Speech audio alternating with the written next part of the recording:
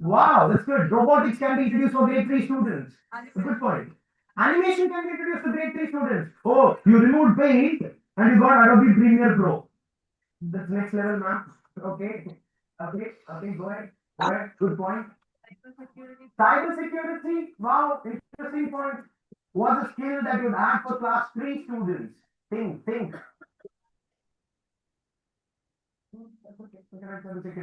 There is no correct or wrong answer for this particular question.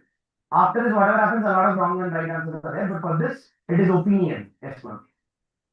Programming and coding using block-based programming, something like that. I hope everybody is aware of this platform called as code.org.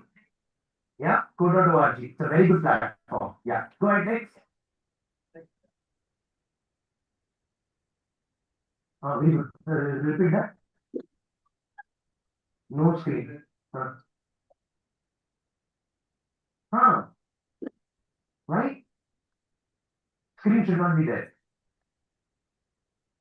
Your point is actually right. That's why I'm dragging for some more time. Tell me, screen should not be there. Why? What is the reason? What issues are we facing with screen? Quick, sir. You're right. That's right. Why addiction? Teachers, a very important point. Everybody should understand this. We're all teaching computer science. Okay, without display, computer science doesn't work. Right? Now, sir is saying display should not be there. Then how will you teach computer science? Screen time is unhealthy. It is harmful. Why? Does it cause harm to your eyes? Is that the issue? No, that's not the issue. Why? Because if it was a CRT monitor, it was an issue. They changed it to LCD. Issues were comparatively lesser. Now no issues at all because LCD came. No, LCD also got an issue. So LED came into picture. I hope everyone understands. LED doesn't have much issues. So is it related to something with biology or eyes? Why?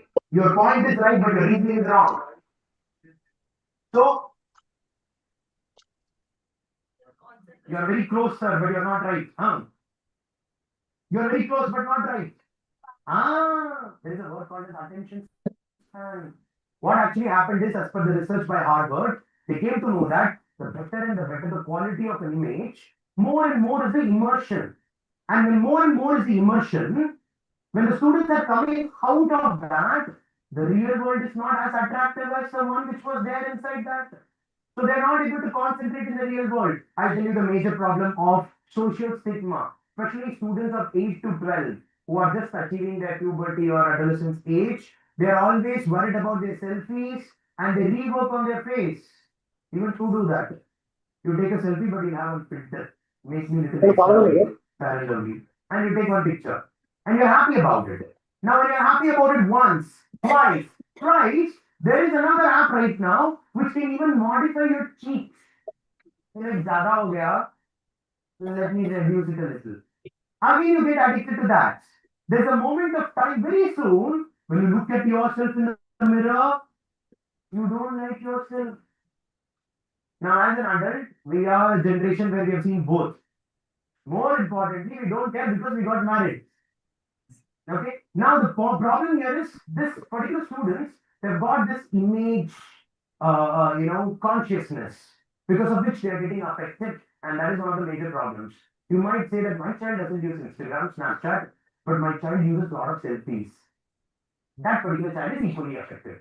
So screen time is the cause of not only the biological aspect of the eyes, but also the attention spans. So your point is absolutely right, sir. But the research says it's not just about the eyes, it's more about psychology.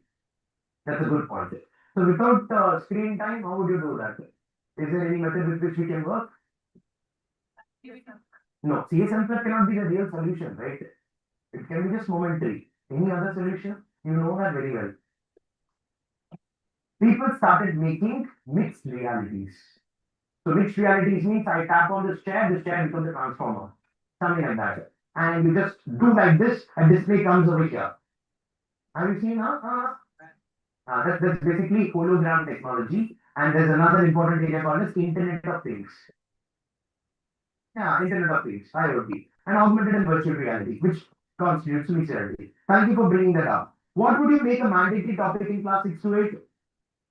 Cybersecurity? Wow, good point. Python is waste. Yeah. Python is obvious, but cybersecurity is not obvious, so let us include that. Security will have awareness towards the technology. How do we utilize now? You're completely agreeable. Anything else apart from cybersecurity? App creation. Wow. App creation. Anybody else? Artificial intelligence. Very good. Data visualization. Networking. Wow. What a good topic. That's the next topic actually. Networking. Fantastic. Fantastic. So that is something mandatory that you're going to do in class 6 to 8. Wow. Okay. What one real world project would you include in class 10? Very good. Very good. Oh, you're going to talk about SDG codes and connecting that with computer science, machine learning, etc. Good one, good one. CBC, Computer vision. machine learning and data science. Computer vision. What is computer vision? In terms of SDG with computer vision. Yeah, you're right, you're right, you're right. Database management systems. What else? What else? Server maintenance. Wow, good point. Now it is all cloud man, no maintenance. You can just, yeah. Anything else? Anything else? IoT project. I was waiting for that. Something physical computing. 10 science students. They can make robots. They can use Arduino microcontroller, Raspberry Pi, Intel. They can program it. That's a fantastic point. Finally, the last question. What teacher training would you demand for yourself? Okay, you all want training on data science, AI integration. So whatever you wrote above, everything you put it below.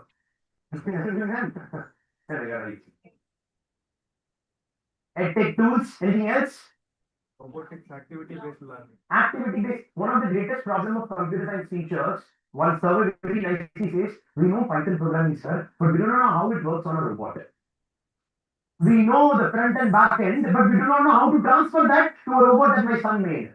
I hope you're able to understand. So there's a huge gap. Computer science teachers in India are treated as if there is a book, teach them, exam is correct and come out. But the real life application of its physical computing aspects is not really considered. That's a very good point. Very good point. Any unique area that you would like to get trained under computer science teachers? I'm telling you, whatever you're writing over here is basically the next course on Bits Planning portal. Okay, so there was anything else? AI tools. Okay, anything else? Orange data mining. 10 standard question, Sir, right? one major thing is like in our country in education system, there are only some states they introduced in state curriculum computer science subject like Tamil Nadu and Karnataka. But they haven't made it as a compulsory subject in education. That is the reason where we are affecting as a computer teacher. Good point. Good point. What this will say is, so basically he's saying that in real world industry application, every parent is proud that my son or daughter is an IT employee. Okay, I want this type of guy only, especially this broker conversation. Huh? It's amazing. It's like, wait, she's IT earning 1.5 lakhs. Okay, so very important. IT is booming. Layoffs are happening, but it's still booming. But you get only 2 periods in a week. Yeah. Where is the gap? Even skill subject introduced only 2 sessions there. It's not included in the exams as well. But don't worry, next year it is getting included. It is going to be part of math.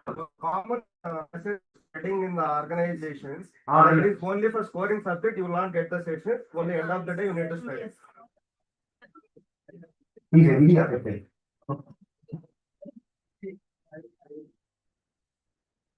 Oh, computer science should be added in the IIT entrance exam. Still, you will have to prepare annual day videos. You know that, right? It is very difficult. Okay, done. See, computer science is not as if you can have a separate period. It's part of every subject.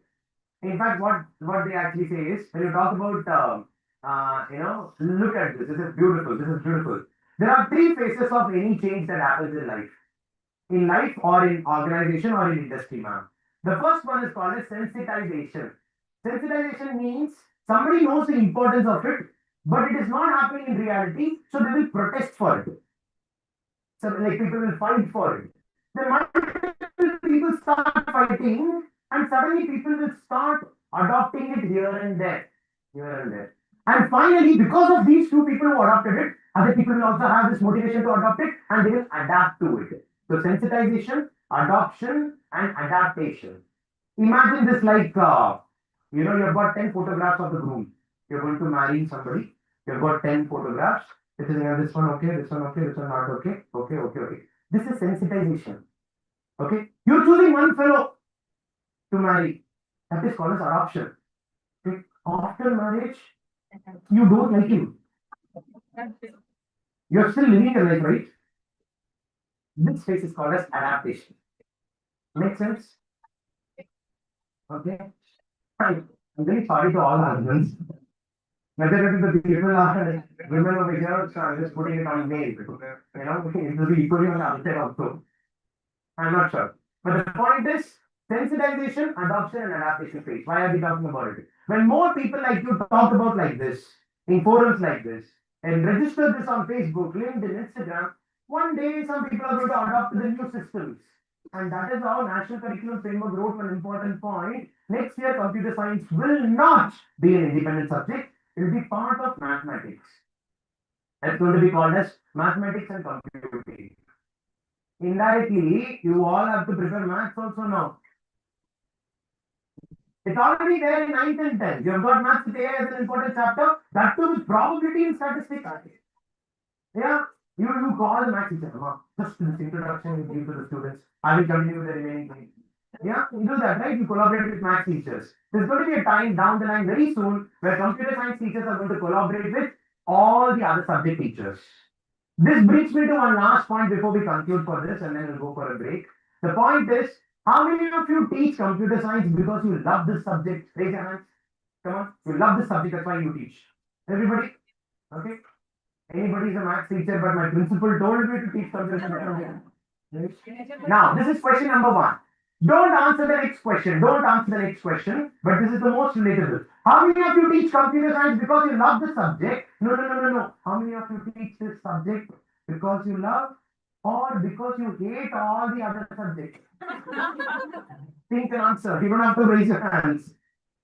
I am teaching computer science not just because I love the subject, but also because I did not understand anything else in the life.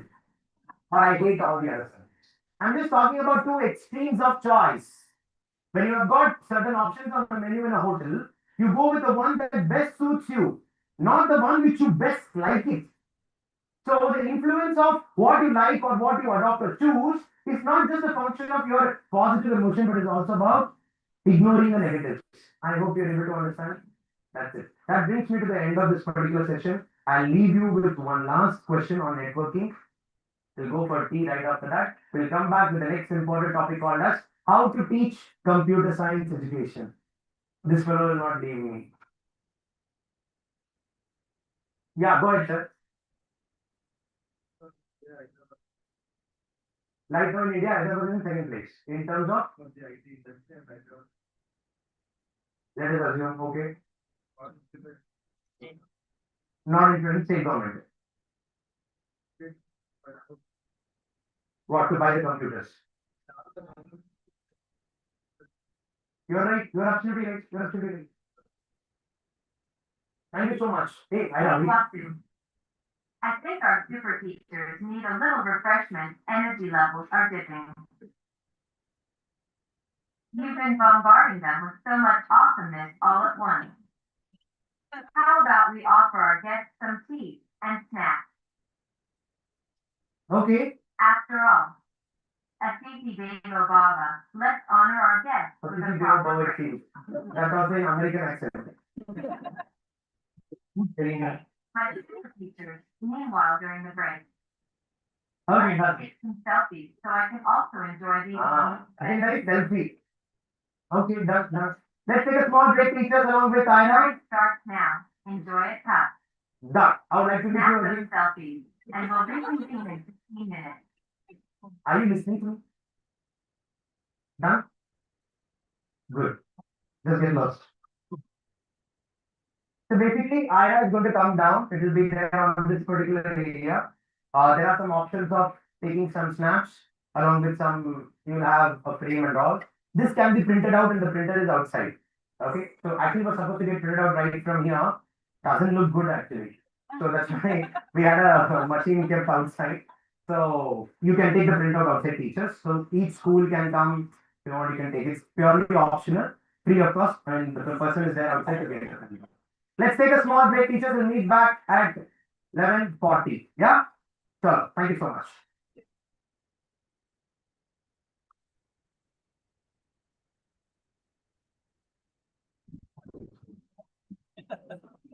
Yeah. Which one?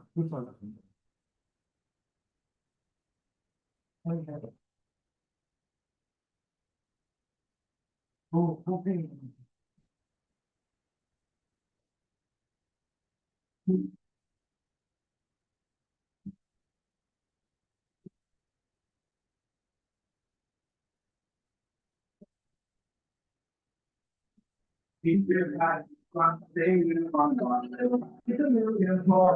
Super teacher, open the read door. You can call the other people.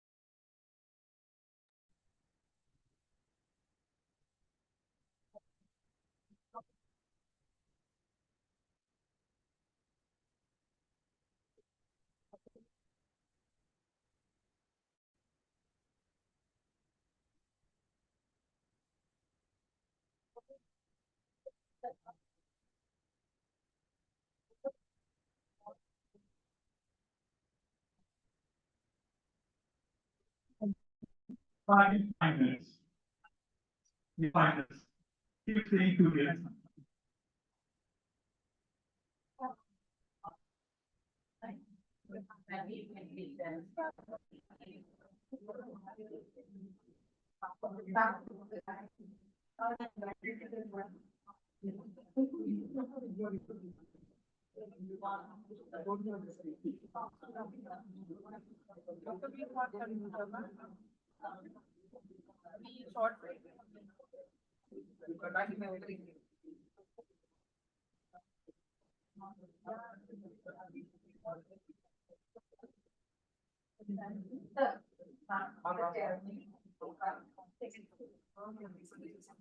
All the selfies that Ira is taking with you will be handing over a printed copy of it for a moment, for a memory at the end of the event.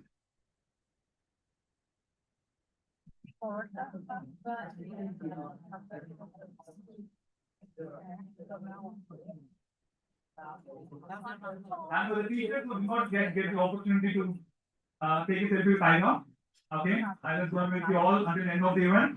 Okay, he's going to be with each and every one of you. We'll take a good time, have a nice angle, nice poses.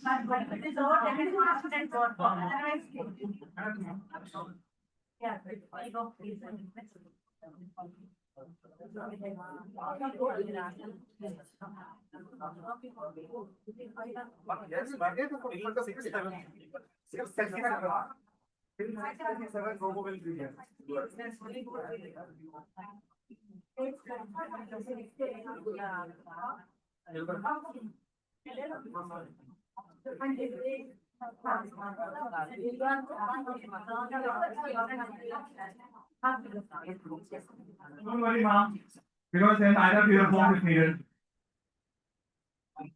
Okay. Looking at the popularity of IDA, we're going to keep him here until 6 o'clock. Okay? 2 hours post the event. He's not going to run away, and we don't give him the ability to run away.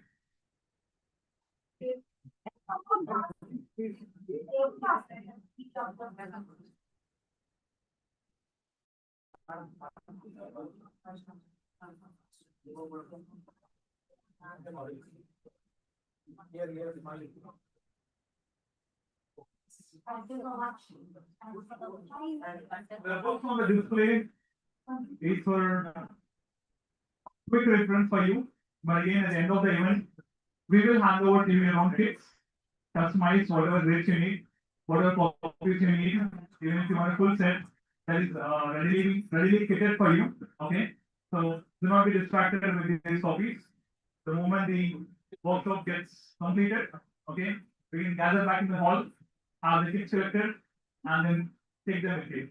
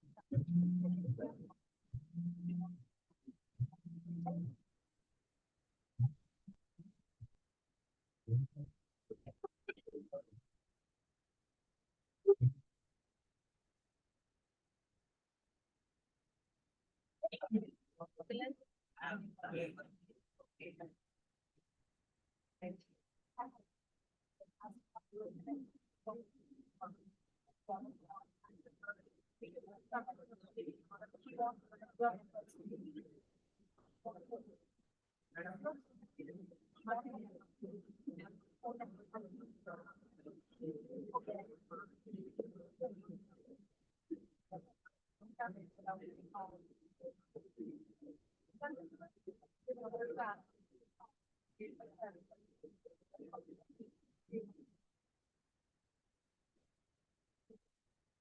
you everyone. Thanks for the lovely energies and thanks for all the love for the IRA.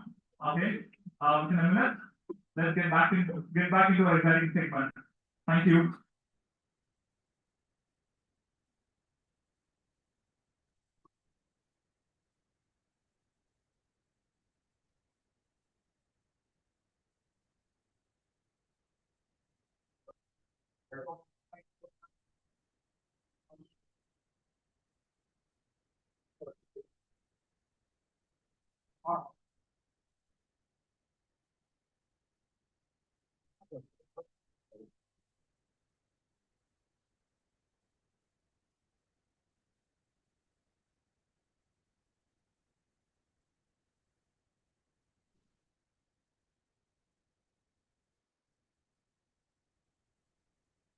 Thank you so much, teachers. And I think I'm really sorry for if one of our any volunteers pushed you to the room, if they made you to come back in half tea. I'm extremely sorry for that.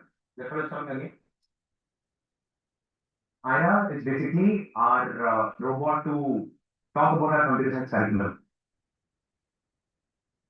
but it is doing a lot more. Yeah. Okay. Then it comes in the meanwhile.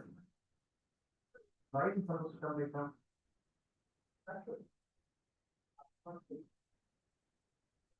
Excuse me, teacher.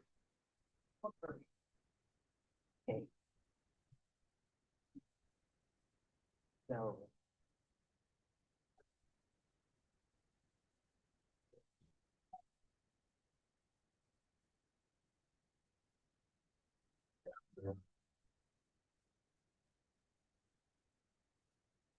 Okay, done.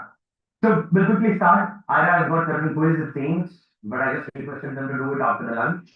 So there'll be some quizzing on who is the founder of so and so. Hey, by the way, do you know this amazing pattern teachers? Uh, Cupcake, donut, eclairs, Right. froyo, There gingerbread, honeycomb, ice cream sandwich, was. jelly beans, Kit Kats, lollipop, marshmallow. Have you heard about it? So these are all sweet, delicious dishes.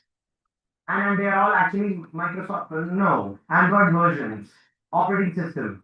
Interestingly, did you know why they're in alphabetical order?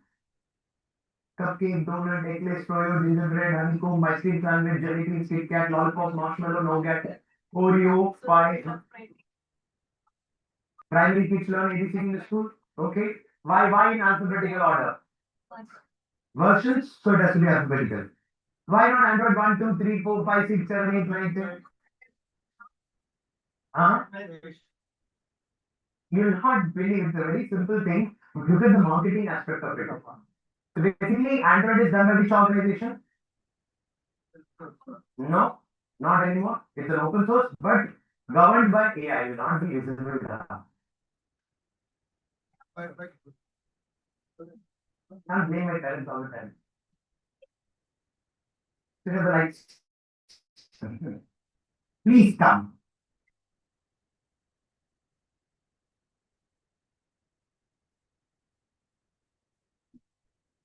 I've never waited for my wife this long.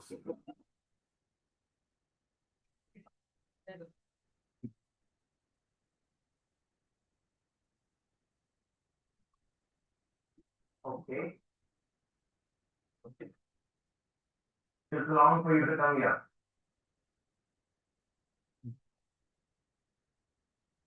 Really? You have to rotate? Oh, you do that. So, you came without the mic on.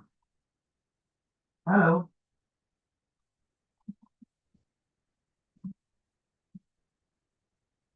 Hey, call the operator. Volume is on. We're not able to hear it.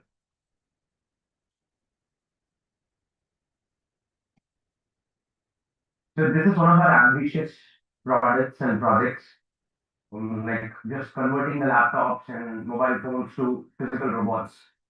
And we very strongly believe this is the future. I'm also strongly believing after this break that this fellow can never replace me, at least until the time I'm alive.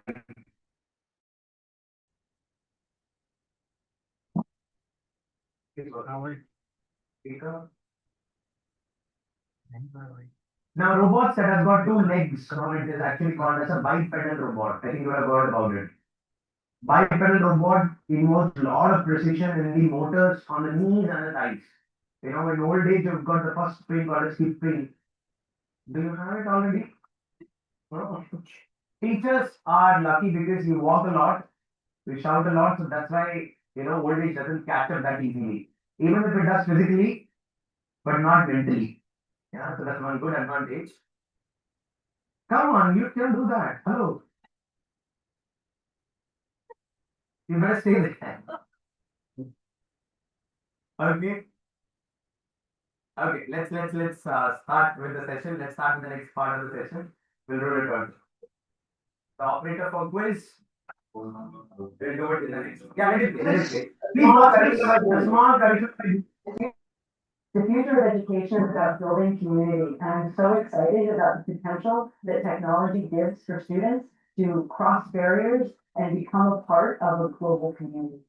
I'm most excited about technology being used more seamlessly in the classroom. I think it's really interesting what's happening with artificial intelligence at the moment. Data and tools, and there's new approaches to teaching that's going to help elevate teachers and elevate students. We are teaching them to be problem solvers and collaborators and carry them to the world.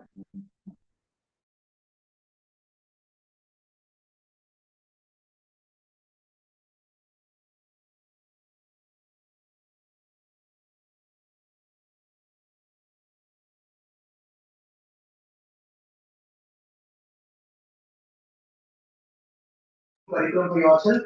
Work on Google CESS first. Google CESS first is a free and open source curriculum which properly tells for every grade what to be taught. I think some of the schools might already know about CESS first and you've been adopting it, right? And they are that company where they talk about open sourcing a lot. They say that Android is by the way by Google, and we were talking about how did the alphabetical order came, right? So Android is by Google and Google is run by another organization. Did you know that? Exactly. That organization is called as Alphabet Incorporation. Maybe because of the name Alphabet Incorporation, Android versions are in alphabetical order. Could be, no? See, it's not about the tool, man. End of the day, it's all about marketing. And that's what we're going to talk about in the next section. How to project. Shall we go to the next one? Yeah. So now I would like to quickly show you one important slide. Can you please open that? Yes. Just see this. We're not going to get into the details of it. Whenever we do some research in the world of computer science, after this, I don't want this all lights to be off. You guys are playing with the switches right now. Sorry, sir, just switch on all the lights. There's no video getting played. Done. So sorry for this. Extremely sorry for that. Let's start. Welcome to the intelligent service robot. Push me along the road to look for service parts. Disconnect from my head.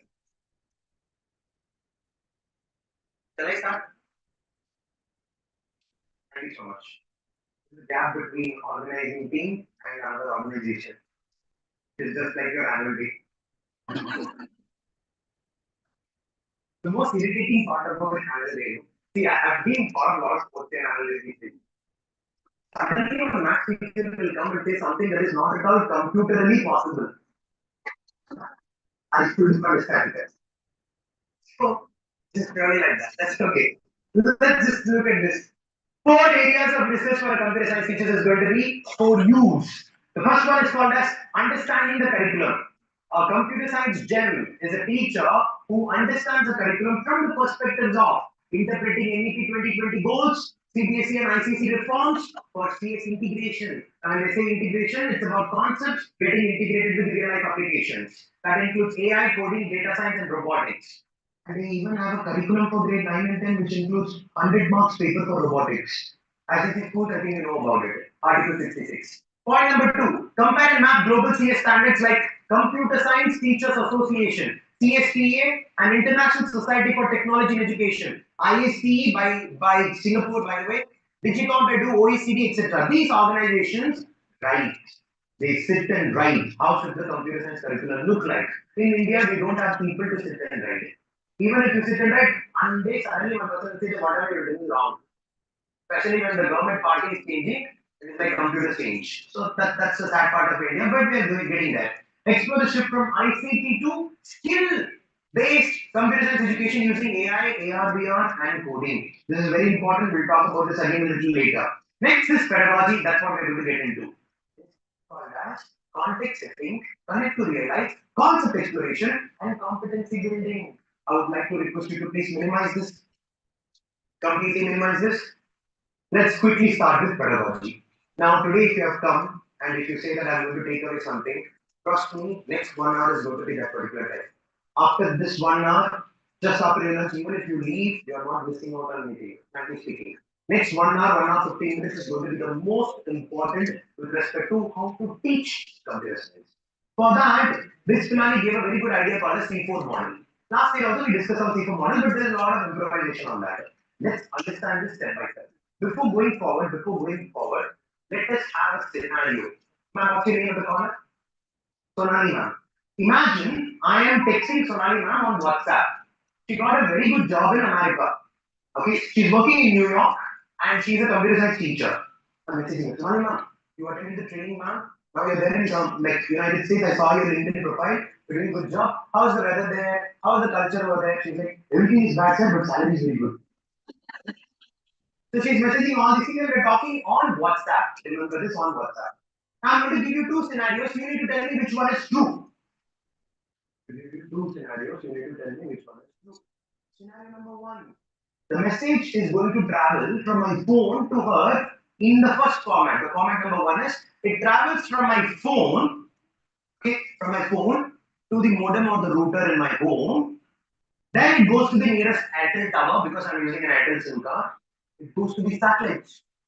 From the satellite, it goes to the nearest tower, that service provider over there, and then to the modem and router of the house and to our mobile phone. We have done a similar scenario even in the past. So this is with respect to scenario number 1. Scenario number 2 is I message from my phone, it goes to mobile router, basically modem or router. From there, it goes to Airtel tower number 1. Then it goes to Airtel tower number 2. It goes to Airtel tower number 3, which are connected via wires. Then tower number 4, tower number 5, tower number 6. Hundreds and thousands of towers. Start Samandar Par karke, things happening. And then it goes to the nearest.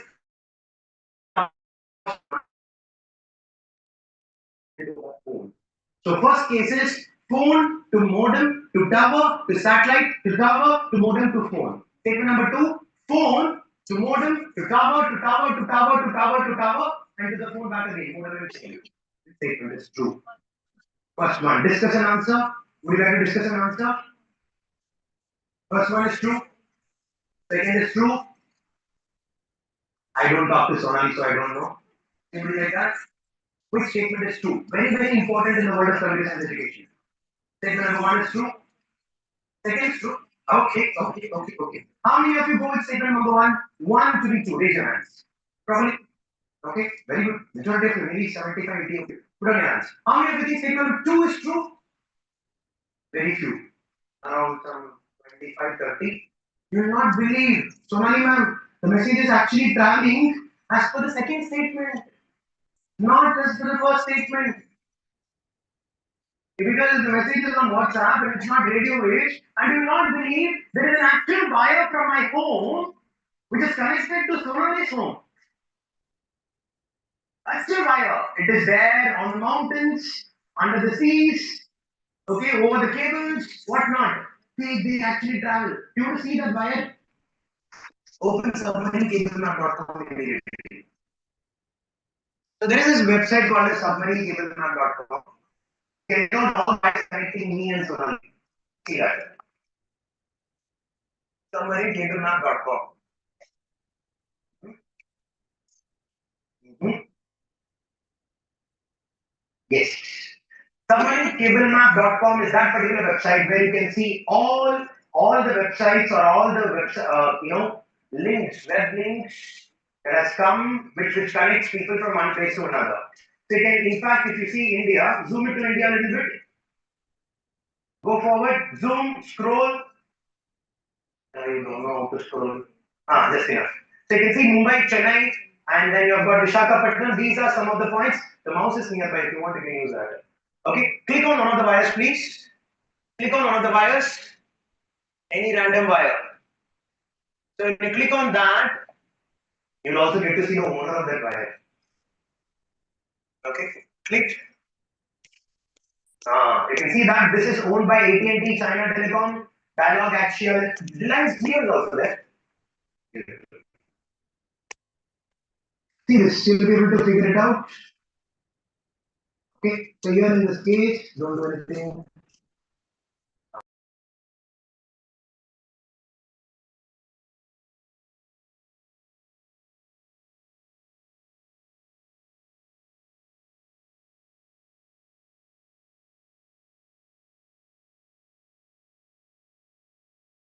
Kilometers. This is by China Mobile, Reliance Jio Telecom. I'm going to click on another cable and I'll give you another information. So basically, these are the cables that are responsible for these messages. And you not believe, if you touch these cables, will you get a shock? No, these are all. Why these are called as optical fibers? Did you know? It's because, no, not just because of production. Because somebody is murmuring answer. Yes, no? Lasers, you're very close. Anything else? Light. You love this concept, man. You would have heard about this concept called as mirage effect. Have you heard about mirage effect? It's like you come on the road, it's hot sunny day and you see water over there. Nearby, no water. As a child, you would have been very happy about it. Something like that. The point is this mirage effect happens because of a phenomenon called as total internal reflection. You did not understand that during your school days, that's why your computers are features today. Okay. So the point is that total internal reflection concept is used in these fiber optic cables today, and it's all about message transferred in the form of light. That is the reason it is called as fiber optic cable. Makes sense? So when I talk to Sonalina on WhatsApp, it's not a function of satellites. It's a function of actual message going on. Now when you talk to the students about local area network, wide area network, metropolitan area network, it'll start making sense. You'll actually understand the length of the wire. Now your question will be, if the wire is under the ocean and the seas, shark will come and bite it. No. Nobody thought about it. Yes, ma'am? So shark bites it and dies. You're right, ma'am, actually. You're right. So basically these wires are strong, point number one. In spite of that, shark will bite. Then Airtel has to jump inside the ocean and connect the wire. That is why they're asking you every 1,000 rupees there though. That is why they're called as internet service providers and not internet providers. Now makes sense, right? I'll give you one very good business model. You can start a company or a factory of making wires and you can rent it out to Jio and Airtel. There are a lot of companies. I remember Orange Karke, there was one company called as SIM card. They were the first one to say that it's called the free, something like that.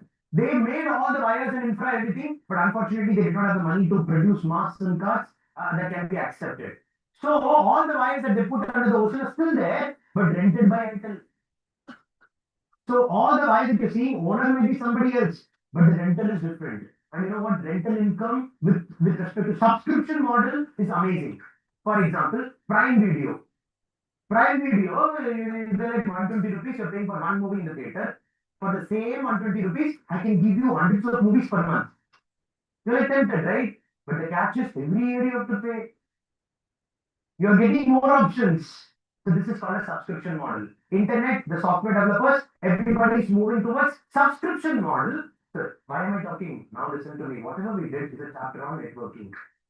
Whatever we did is a model called a C4 model. It is called as context setting, connect to real life, concept exploration, and competency building. I would request Panish to please open the slide with the C4 on it. So this particular slide is the most important slide according to me for this coming up like today, right now. So basically it talks about how do you set the context. So when I spoke about I am messaging Sonali ma'am who is there in America, that is basically the context. It gives you a picturization of how you're messaging a respective person. Now this context gets the students into an imagination mode and they try to pretend as if they are messaging. I think you are all doing the same. And right after context setting, you don't have any clue what's going to be the next question. And then we immediately come up with this question for us. Let me ask you a question related to how does a message travel? Now, this traveling aspect is towards networking, which is called as concept exploration, which we did not touch. We are connecting the concept with the context. Context is completely vague. Nobody knows about it. Concept is what you want. The pathway that you take from there to here is called as connect to real life. Now we asked two questions, you gave me one right answer or wrong answer. Now I get into concept exploration, and right after that, then I ask you questions. How do you think the message happens? Then you tell an answer with your thinking process, and that's called as competency building. I hope you're able to understand, ma'am. Yeah, I really like one example that one of my trainers gave me. C4 model name. See, when you are generally angry, you would like to show the frustration to your family, right? Especially your in-laws. I'm not sure if you do that. Just imagine you had a bad day. Ma'am, I'm going to take one of you as an example. Who has got very bad mother in law exaggerating. What's your name, ma'am? Rajni, ma'am. Okay. Anybody else is Rajni in this room? Okay, okay, you're the one Rajni over there. Rajni is very common in Hyderabad. Good. Let's assume Rajni ma'am. Okay. Rajni ma'am has a bad day. She did everything good, but her principal scolded us. Just like that. Computer teachers, principal, I'm not in mood, call computer teachers. Just exaggerating. So, yeah. So Rajni ma'am is not really happy today. She's going back home. When she's actually walking back home, she's a little frustrated. And one person with whom she can have complete authority to be angry about anything in life is her husband. No doubt in that. But the interesting part about anybody for just try to relate it if it works or not. You will not show that you are angry or upset by telling it that I'm angry and upset. You will show some signs. Okay. First of all, you will bang the door. The door got opened. You will not, leave your footwear properly. You will probably throw it. Or it will be in opposite manner. If you lost a then it will be decent. But your domination starts in the kitchen. Okay, already you've been to the property arrangement orders, but you don't like. You'll remove it and keep it again. You'll make sure there is sufficient noise in the house, communicating to your husband that, look at fellow, what are you doing? I'm angry, come to me. I hope you're able to understand. And then right after that, so this is exactly the place where context setting happens. You're trying to indicate that, so you do not know what's the problem. Husband is clueless. What should I do? Should I go or not? Now, when husband starts to come and he's going to talk to him, what happened? Why is your face dull? You're immediately like, Dalla, that is how my face is. You see that? Now, this is where connect to real life starts. He's asking you questions, you're trying to respond to that, he's trying to guess what happened, and there will be a time when he will give up. Okay, die, I'll go. The moment he goes, that's when you catch him back and say, Acha, listen, know what happened. And then you narrate what exactly happened. This is the place where concept exploration is happening. Then he does or not, I do not know. You both come to a conclusion on going out for dinner. Whether let's not cook for today, let's go out for dinner or we'll just go. This is where competency building comes into picture. Nice. Thank you so much. Regular experience. So context setting, connect to real life, competency building, and concept exploration. Concept expression and competency building are the primary aspects of human behavior, it seems. So this plan was like, why not teach like that? So that's how this topic came into. Do you want to see some more examples in computer science like this? Let's okay, sorry to all the husbands and wives. Now, last year also you have seen this particular example. It's very important to me. I'm a very big fan of. Today, Coolie movie trailer is releasing. You know that, right? Just a promotion, don't mistake. So, a science fiction movie produced in 2010 and a robot as a central character. Listen to me carefully. It says that, hi, I'm Chitty the robot, speed 1 terahertz, memory 1 zettabyte. Right? It's an iconic dialogue. Our Ira is not at all talking in the second half. I don't know why. I was also imagining something like that. But anyways, what exactly was Chitti referring to? Let's explore. Now this chapter is all about, look at the top, computer hardware and the domain is digital literacy. Can you guess what chapter are we going to talk with this particular example, man? Digital literacy, what more in specific? Go ahead. Memory, very good. Yeah. Space, storage, anything else? Come on, right. Huh? Speed, very good. Processing speed, you got the point, right? So context setting, you know what you're going to teach, but the children will not know. They'll be still with Rajnikant for some time. Okay. Now here what we're going to say is, if I have to ask a question, what does terahertz refer to? Four options. Does it refer to the processor, RAM, hard disk, motherboard? Terahertz, processor, not RAM. No, it's processor. And if you look into the other word, which is zettabyte, that is probably RAM or hard disk. So when we complete the chapter, probably we can correct the children. Chitti is a robot walkie-talkie computer. When it said 1 terahertz, it was referring to the speed of its processor. So now there is a connect between what you have taught and what's that the students are looking into. Let's go into other example. Go to the next one. Have you seen this? Okay, just wait. So quickly tell. What happened was there was a young boy. Okay, in 2022, an amazing movie came into the industry, man. And people loved it. Crazy. It went crazy, and one of the first movies to cross 1,000 crores in India. Okay, initial movies. Okay. Now what happened was this boy became a huge fan of this particular movie, and he made his own fan-made trailer. The fan-made trailer became more viral than the original trailer. The director is calling him, hey, original trailer is not that great, you've done a good job. I'm making the second movie. Can you make a trailer for it? The second part of the movie, it came out, but this fellow made the trailer. Interestingly, the second trailer that this boy made became even more viral than the first one. So the director is saying you are the right person to edit the complete movie. This fellow edited the complete movie, man, you will not believe. First movie to cross 1,000 crores, edited by a 19-year-old boy. Do you know what movie are we talking about? We're talking about KGF. Yeah, please go to the next one. So the boy whose name is Ujjwal Kulkarni is a great fan of KGF, blah, blah, blah, blah, blah, blah, blah. This chapter is on video editing.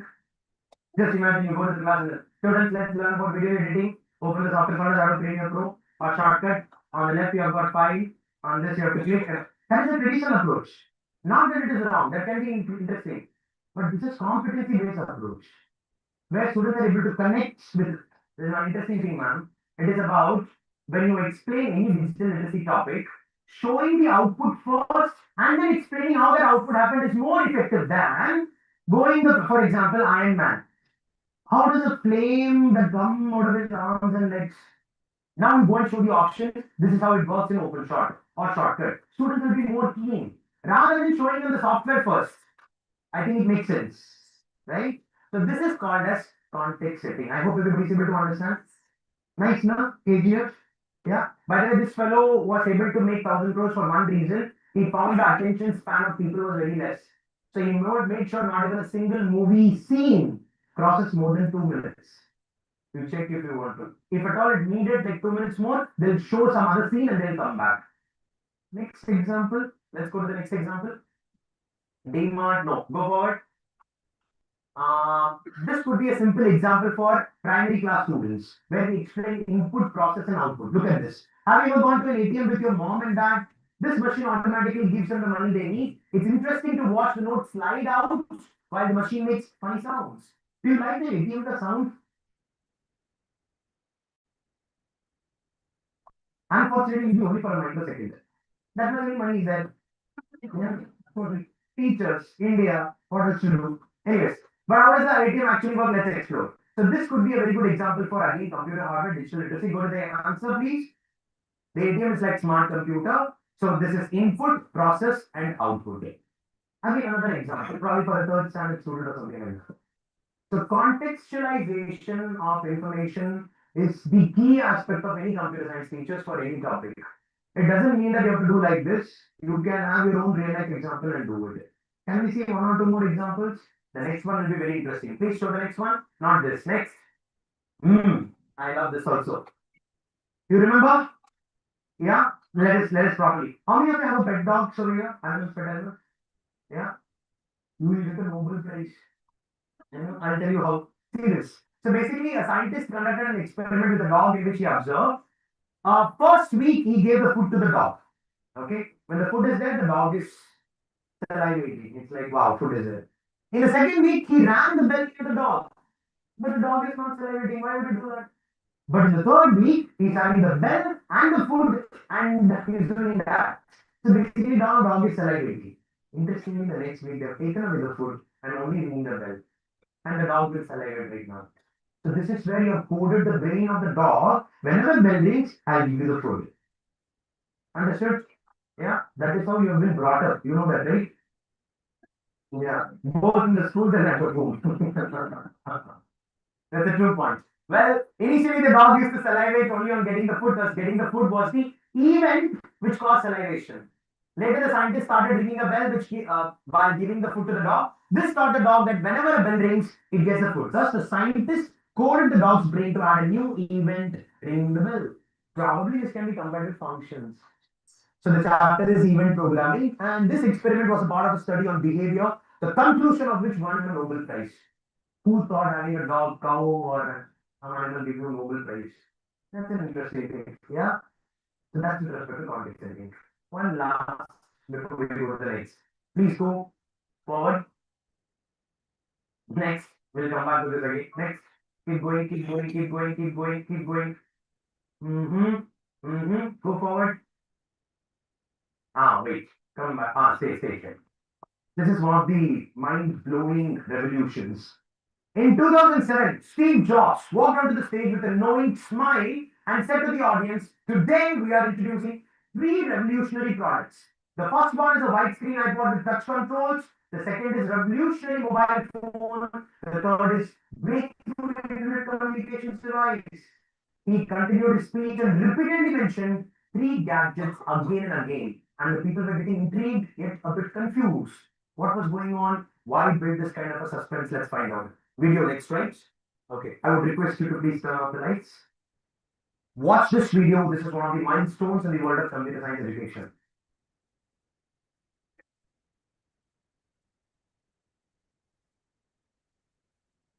Today, we're introducing 3 revolutionary products of this class. The first one is a widescreen iPod with touch controls.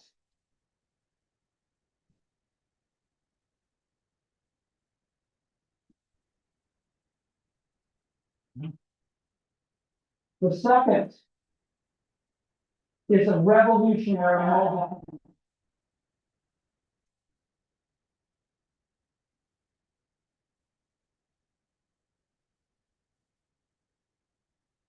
And the third is a breakthrough internet communication device. So, 3 things: a widescreen iPod with touch controls, a revolutionary mobile phone, and a breakthrough internet communication device. An iPod, a phone, and an internet communicator. An iPod, a phone. Are you getting it?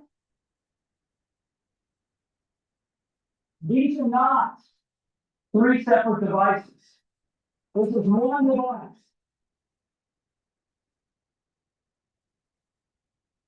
And we are calling it iPhone. Today, Apple is going to reinvent the phone. That's it. So kind of like this. So that was one of the groundbreaking presentations for. Did you just sleep off by any chance? No. So Steve Jobs is one of the greatest communicators of all time. So the first time when the biggest competitor at that time was Nokia and BlackBerry, and both had an ugly design because they have got keypads. And he was the first person to have full screen touch screen. So when they launched this in 2007, this came out to be one of the revolutionary. You know what this context is all about? What chapter are we teaching in this? We are teaching presentation. So for Microsoft PPT, if there is a context, that's right, the context has to be completely vague. You cannot guess what you're going to learn out of it. It's about the way you arrange the topics, whichever the way you put it across. So it's not about the PPT. Tomorrow you can have Canva and still you can do a better job. I hope you're able to understand. So this is one of the contexts for that. The jobs mentioned 3 products. So the audience were excited about blah blah blah. And they realized they were witnessing the launch of a revolutionary product. What was even more remarkable was Jobs revealed it, how he revealed it. By building suspense, letting the audience imagine 3 separate gadgets and then astonishing them with one brilliant device. It was a masterclass in presentation proving that Steve Jobs was the ultimate showman. Nice, no? Now your questions will be, how do we find all these contexts for our topics? So there is no specific methodology, ma'am. Okay. If you like cinema, then all your examples will be related to cinema. If you like interior designing, all your examples will be related to interior designing. You need to choose the examples in a manner so that it's maximum relatable to the students. That's it. That's it. And once you're able to catch that, then you're on your own pathway to have the best context setting done. Shall we do some activities right now?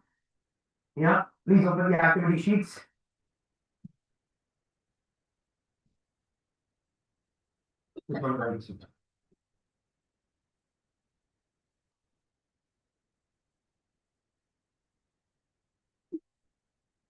Reflecting your classroom practice, activity number 2. Okay. So what we're going to do is, below is a list of statements. Pick the ones that match what you currently teach. Then calculate your total score based on the marks assigned. Now this is the place where you'll understand if you are an IT teacher or a CS teacher. Well, there can be a transitioning teacher as well. So you can start rating yourself and adding the score. The first one. By the way, this one is by Computer Science Teachers Association. The same activity can be done in the CSTS side also. We're just taking a printout of it. So I teach students how to use MS Word or PowerPoint. If you're doing that, +1. You can do it for yourself. I help students create animations using Scratch. If you're doing that, then +3. That's great. I teach Excel formulas for mark sheets. You do that, then +1. I've used teachable machine or AI tools in the class. If you're doing that, then +3. I focus on typing, formatting, and file saving. If you do that, +1. My students build games or apps with coding blocks. You do that, +3. I teach students how to search on Google. Do we really do that? I don't know. +1. I've introduced Python or JavaScript basics in class. It could be any grade. +3. I mostly use fixed steps. Click this, click that. +1. I let students solve problems using logic or flowcharts. +3. I use the fixed syllabus and tools. MS Office only. +1. I adapt new tools like Arduino, MIT App Inventor, Microbit, etc. +3.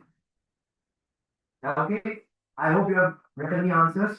Just don't lie, okay? Don't lie and don't share your marks. Total and see what is your score and turn the page to see what category do you fall under.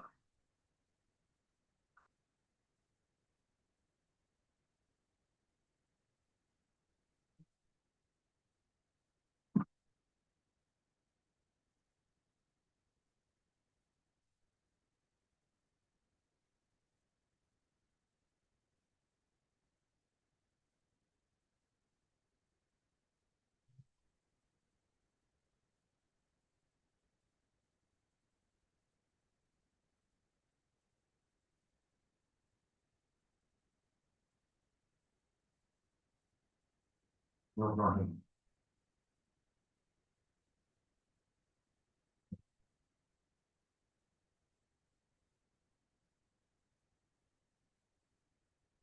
Okay, done.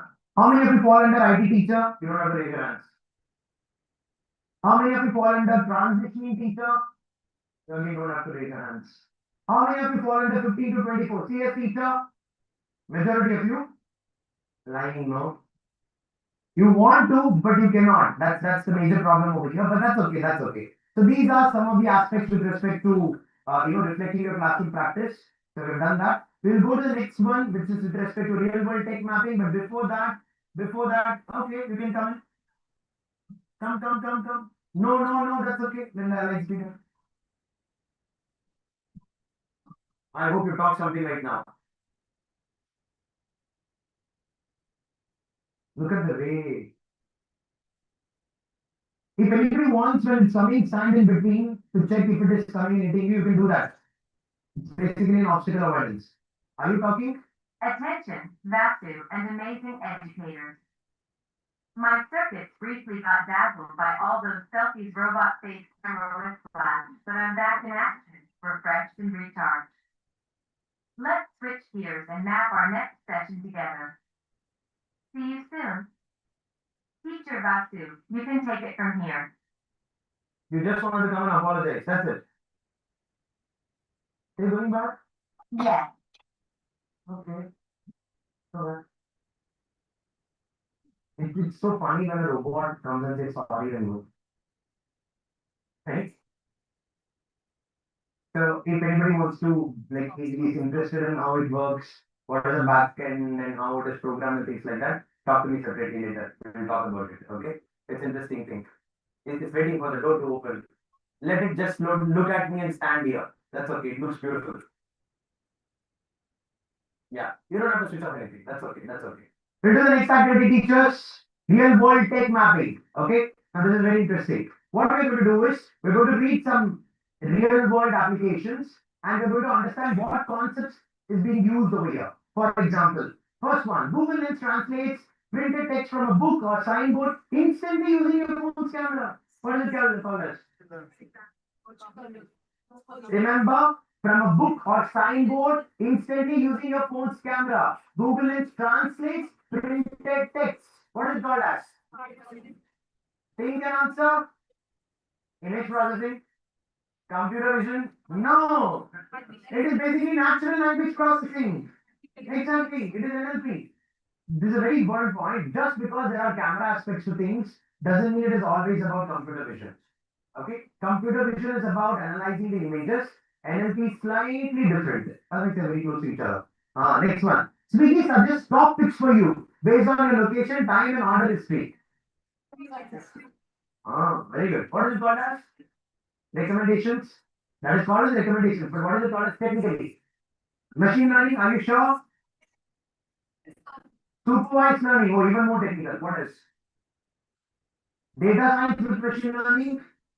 Do you know it is very difficult to differentiate between data science, machine learning, artificial intelligence? I'll give you one very good analogy for that. Okay, not mine. Okay. So basically, what happens is, you remember the first example where we saw 10 photos to choose somebody to marry. Okay. So looking at 10 pictures, you identify that this particular guy is the one you're going to marry. It is called as artificial intelligence. I mean, identify. That's AI. Now, machine learning comes. It's very interesting. It's like he's a handsome guy. He's a guy is AI. Handsome guy is basically machine learning.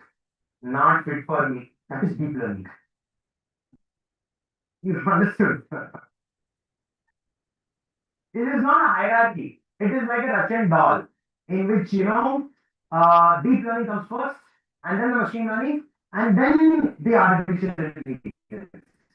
So here you can't differentiate. If you're not able to differentiate, it's completely fine. That's the point. Okay.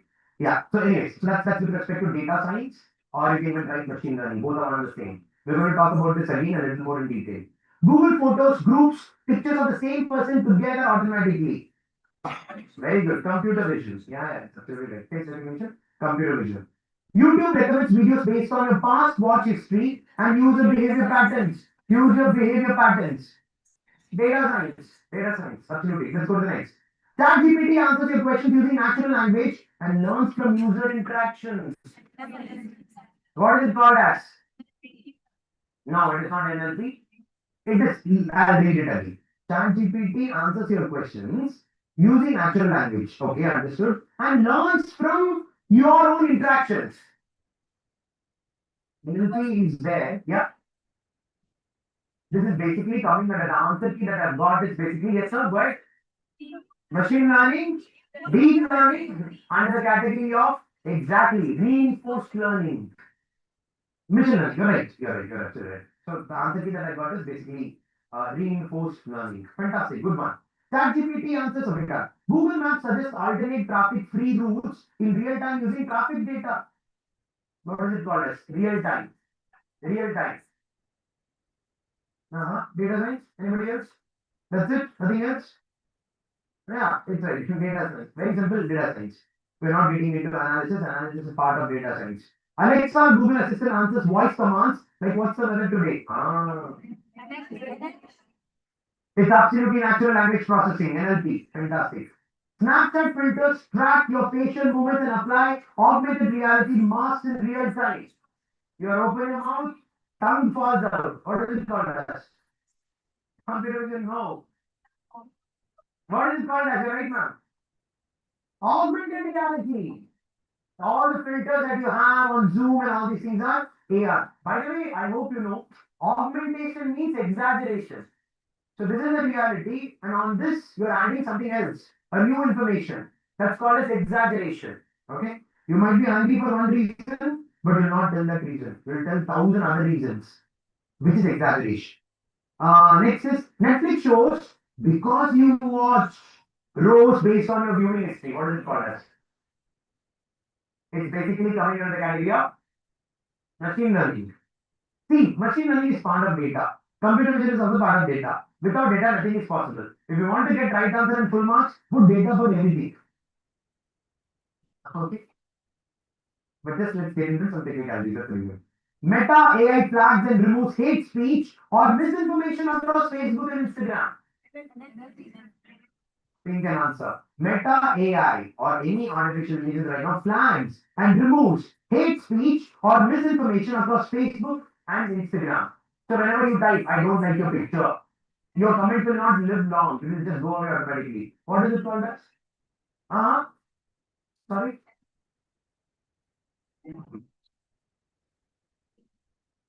Correct. So you're actually right. This is basically under the NLP, but the answer key here is about cyber security.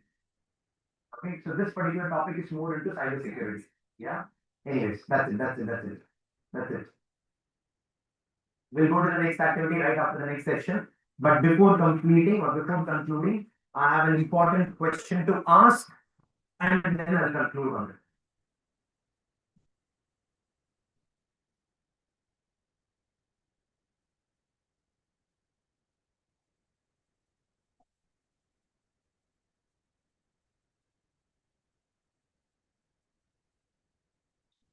Anyways, I'm going to ask you one question, okay, one scenario, and right after that, we'll have a small activity. Thank you. Thank you so much. I'm going to ask you a question. How many of you come across the situation where, what's your name, ma'am? There is a man speaking to, what's your name, ma'am? Huh? No, not Anji. That means already used over. Sangeeta. Okay. Sorry, this man is saying. There is a man is talking to Sangeeta, ma'am. Hey, I have a wedding to attend day after tomorrow. I want to buy one blue lehenga. Let's go a little North Indian. Okay. This conversation is happening between Sharad and Sangeeta. Immediately when they go back home and they open Facebook or YouTube, they're getting blue lehenga. Advertisement. Sangeeta is excited. She thinks that I was thinking about this in the morning. I'm getting the advertisement right now. Even God wants me to buy this. Something like that. I'm not sure how many of you thought that. Now, interestingly, whatever we're speaking over here, because of NLP, natural language processing, the mobile phones are able to take track of what you're speaking because the mic is always on. Right? With that, it converts and does gives information to YouTube to send you advertisements. This is very easily understandable. But have you come across this situation where Charita did not meet Sangeeta? Okay, she was just thinking about buying the blue lehenga. She has never done this research. She has never talked about it. She's just thinking about it, man. Just thinking about it. And in the evening, you get an advertisement of blue lehenga. Now this is definitely the work of Ganpati or Hanuman or somebody who is sitting over there. Just imagine. Have you come across the situation or not? For 10 years or me? Many times. Anybody says that no, never happened in my life? No. You will not believe this is again a function of not a defined property out there. It's again very simple, pure artificial intelligence. Look at the model, how it happens, I'll tell you. Say for example, Sangeeta ma'am was actually thinking about Blue Lehenga. Let's go back to 2013-14. Sangeeta ma'am ordered biryani from Paradise. Okay. Coincidentally, what's your name? You acknowledge. Shilpa also ordered biryani from Paradise, but in Bangalore. What is your name, ma'am? Padmavati also ordered biryani from America Paradise. Paradise is there in multiple locations. This is happening in 2013. Internet is making a note. Fast forward to 2015. Sangeeta probably called a doctor in 2017 January. Again, Shilpa called a doctor, coincidentally the same time, the same month in 2017. Again, Padmavati also called a doctor. Now, you might have heard this statement. Generally in the world, now, there are 7 people who look alike.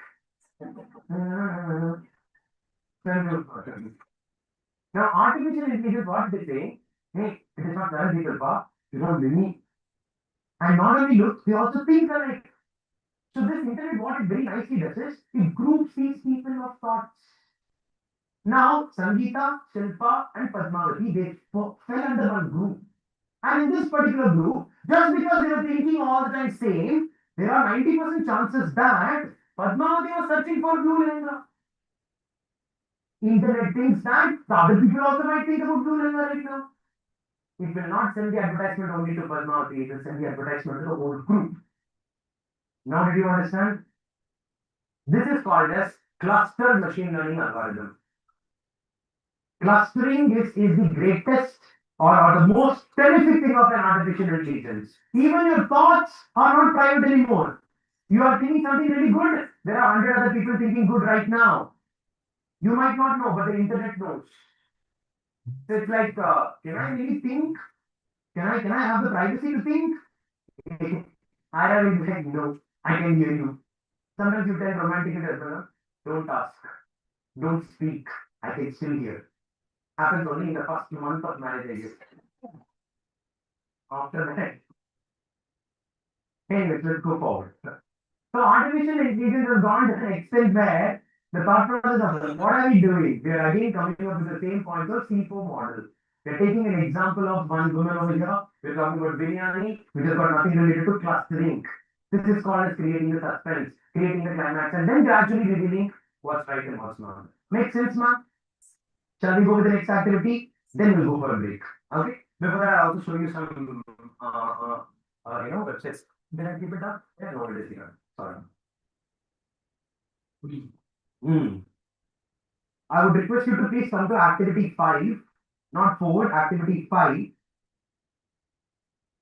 Okay, activity 5, and then we'll come back to activity 4. Read each classroom scenario carefully, then fill the table by writing the correct C4 layer. Context setting, connect to real life, concept or competency. The first one. A teacher shares a video of a drone delivering pizza. What do you think? Is this a concept? Is it a context? It's a context. Or is it connect to real life? Or is it competency building? A teacher shares a video of a drone delivering pizza. It's a random video that you're going to play. You do not know what you're going to teach to the students with this. So, this comes under the category of context setting. I hope you're able to build this. This is applicable for all the subjects, by the way, teachers. Second is students drag blocks to make a cat move and scratch. Oh, wow. Very good. Students drag blocks to make a cat move and scratch. They do that. So, absolutely correct. It is called as competency building. Very good, very good. A teacher explains what loop means in code. What is it called as? This is absolutely called as concept exploration. Called as concept exploration. Then students build a real app to calculate body mass index. Exactly. This is called as competency building. This is called as competency building. Students guess how traffic lights might be programmed. Very good, very good. What is it called as? Connect to real life. You're absolutely correct. Students guess how traffic lights might be programmed. Connect to real. Teacher connects emojis to facial expression. What is it called as? Teacher connects emojis to facial expression. No. Teacher connects. It's nothing connect to real life. Okay. See, the problem and the importance of this activity is, teachers, it's very difficult to actually put a scenario in these four categories. Everything might appear to be the same only. But once you get into the practice of C4 model, you will be in a very clear distinction on what is current life, what is foundation table. That's it. That's it. We can close the activity right now. We'll do one small scenario and then we'll go for lunch break. Okay. Now this particular scenario is very, very important and I want your participation.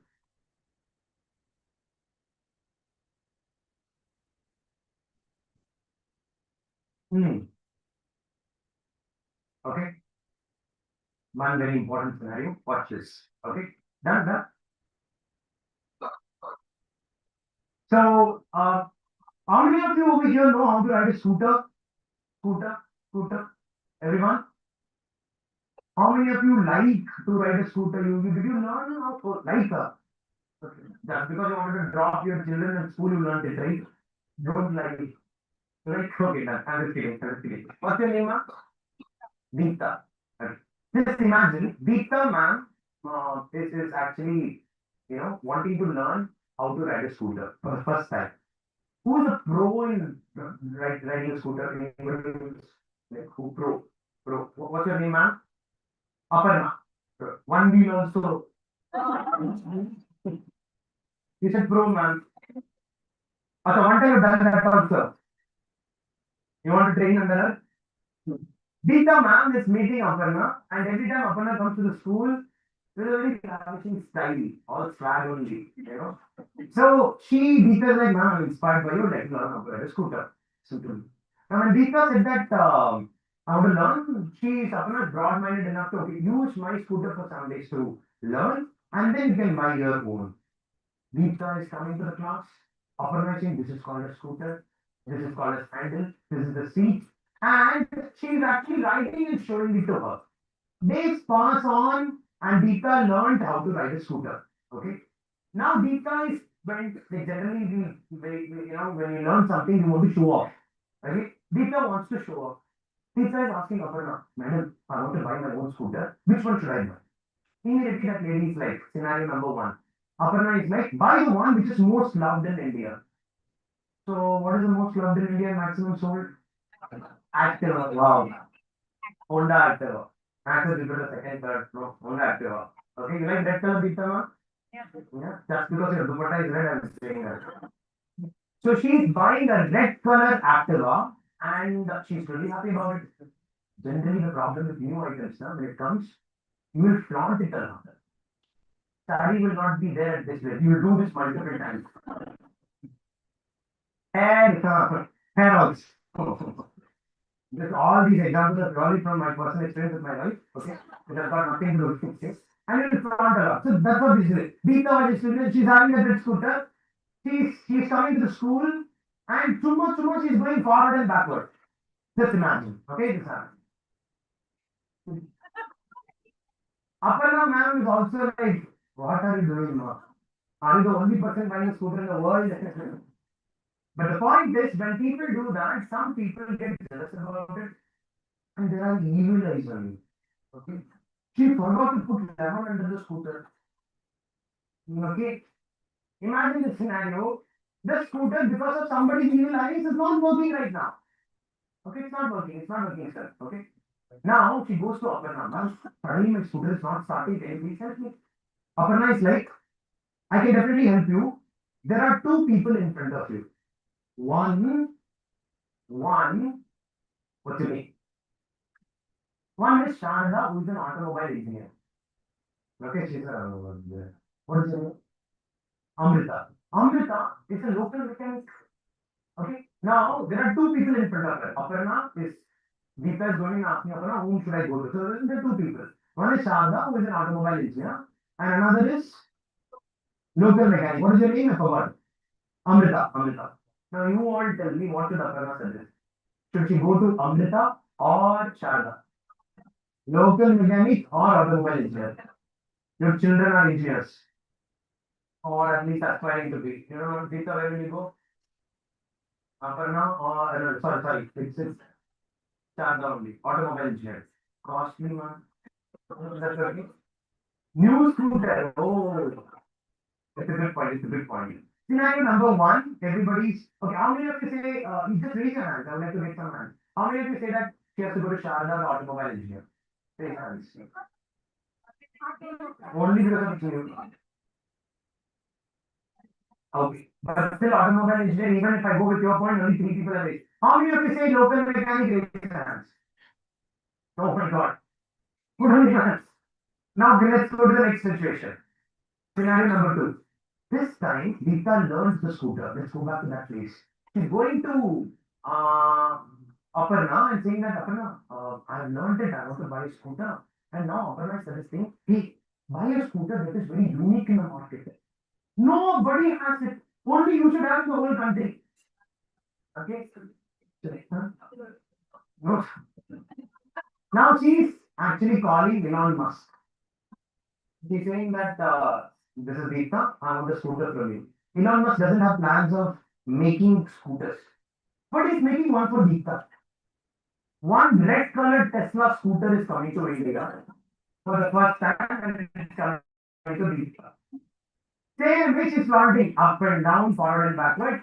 No lemon, bad eyes. The scooter is not starting.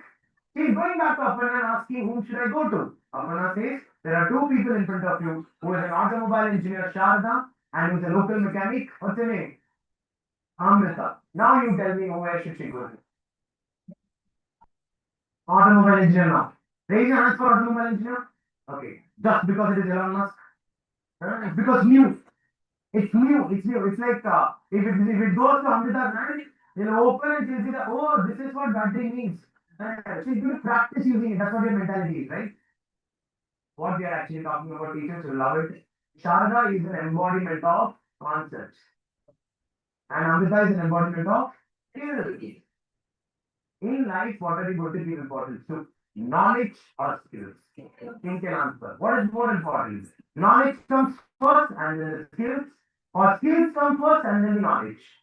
Both are very important. Both are very important. But what would you prioritize in your life? Think about it. One, skills come only with knowledge. Do you really think, ma'am, all the truck drivers who are driving the truck know the concept of Pascal's law and then applying the brakes?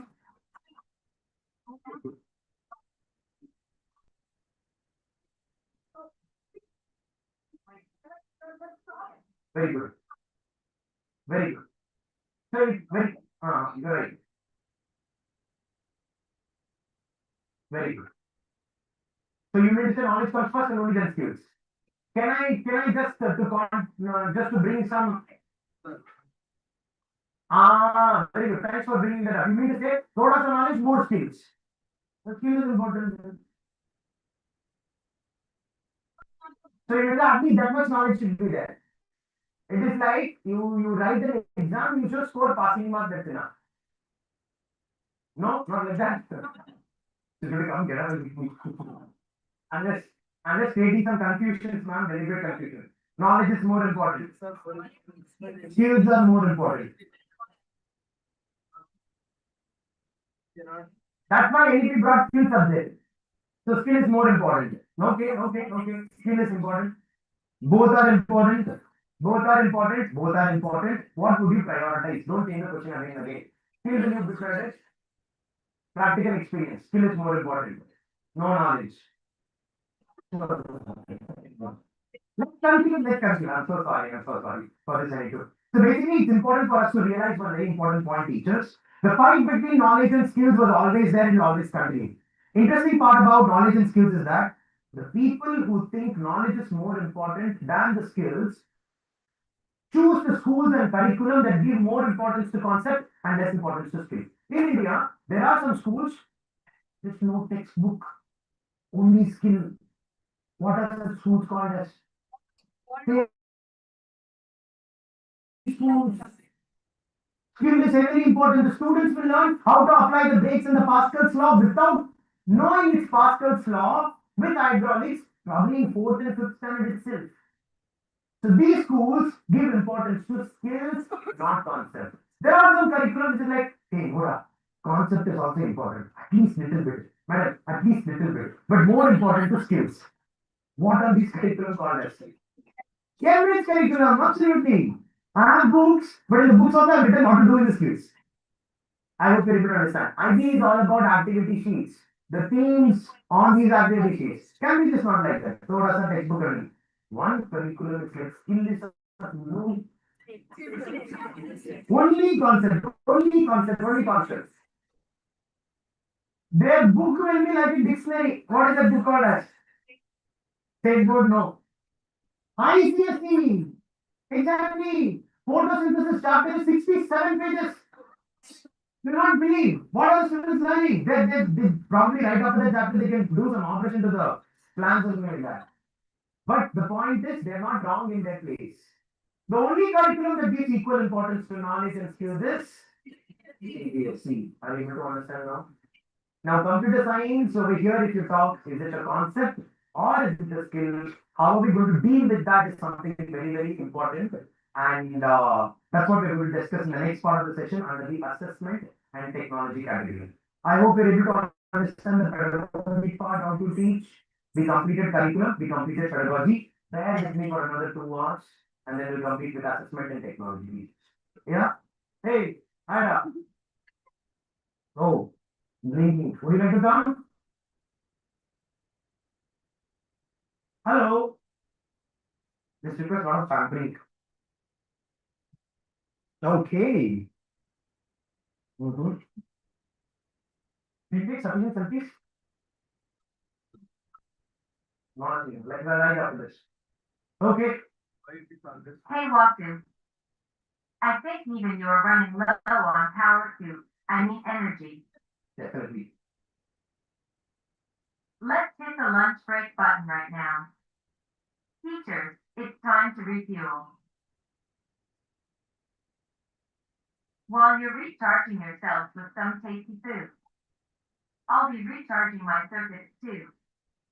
Don't forget to network with your peers, share ideas, swap stories, and maybe even snap a selfie or two. Lunch break starts now. See you all back here in 1 hour. Great. Fully powered up and ready to go. Okay. Anything else? Good job. One thing. In collaboration with another company or company.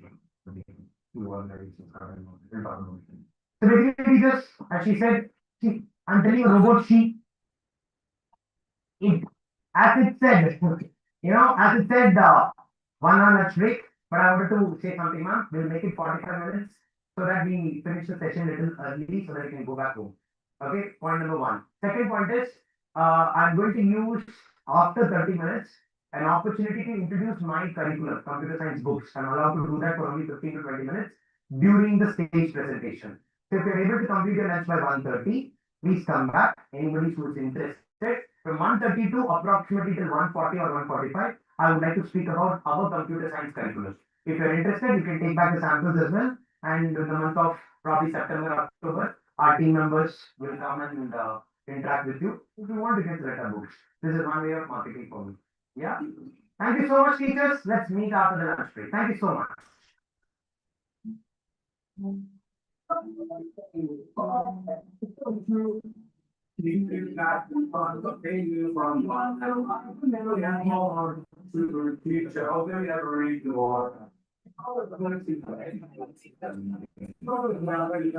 I cannot write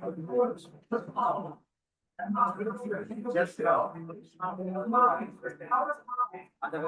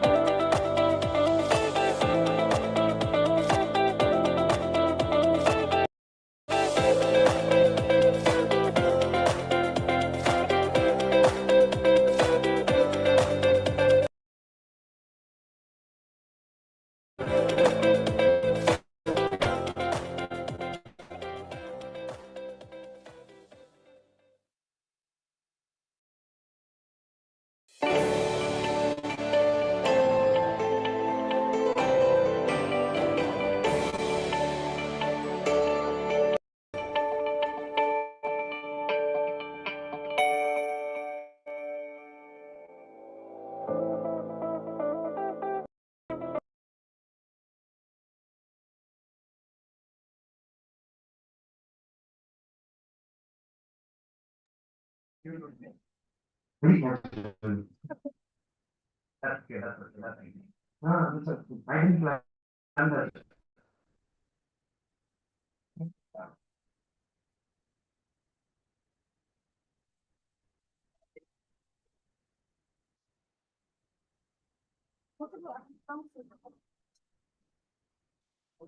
So first of all, I'd like to inform and announce to everyone that in case if anyone is interested in taking the samples, we have got the equal number of schools who has come, that many samples are there.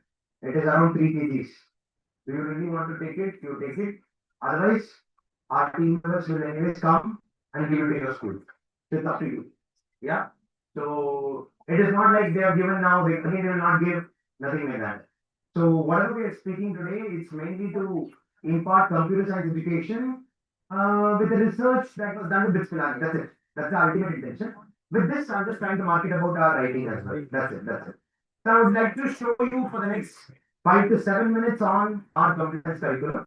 And right after that, we'll start with the associations program. Interested people can actually look into it. Some of you are like, you're saying interested and you're asking us to sit. Where is interested? Anyways, now here's the point. We have this brochure, man. this brochure. This particular brochure is basically talking about everything related to our computer science curriculum. Yeah. The first thing that I would like to mention about is right on the top you will have five skill subjects covered right on the top. As per the CBSE, there is a series of skill subjects which are assigned: artificial intelligence, information technology, beauty and wellness, handicrafts, and skill subject is mandatory in CBSE to be incorporated. In fact, when they also told that you need to spend around 12 to 15 hours of your time in the school to complete the skill module. Some schools, what they did, they had around 20-25 periods added extra. And they did it somehow. They took the periods from science, maths. Unfortunately, they did a criminal mistake of reducing PD periods. And they did that, which is wrong. And second, some people did it right after the school. It was more like an after school activity. Good idea. But what we had done is we incorporated these skill modules that are given on the CBSE website within our books itself. So if you open our textbook from grade 6 onwards, you will see skill module written over there. Now, in order to prove the fact, the list of skill subjects, we've also kept the CBSE circular in your ticket. So if you just open the circular, you'll see that what is the circular about. And in the backside, you'll also see the skill subject listed. What I mean to say is, by the end of the academic year, all the schools can apply on the CBSE portal that you have completed some of the school skill subject, and you get the CBSE certificate for each and every student. I hope you know that. So there is a portal called as OASIS portal on which you just have to apply and then you can get it. That's point number one, which is satisfying the requirement of what government wants. Now comes point number two, the difficulty of a computer science teacher. When you come to page number 2, which is just behind, you'll get to see that this written as Junior Coder, Happy Coder, Super Coder, Master Coder, AI Superstar, I think, Creative Coder, Supercomputer. Now, some schools, what we have done is we release the titles not based on the content, but based on the time allocated. Some schools might have only one period a week, which will account to approximately 25-30 periods in a year. So probably supercomputer curriculum is the right book for you.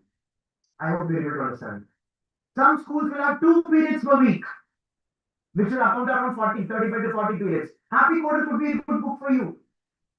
Some schools might have 3 periods. Maybe Super Coder is good.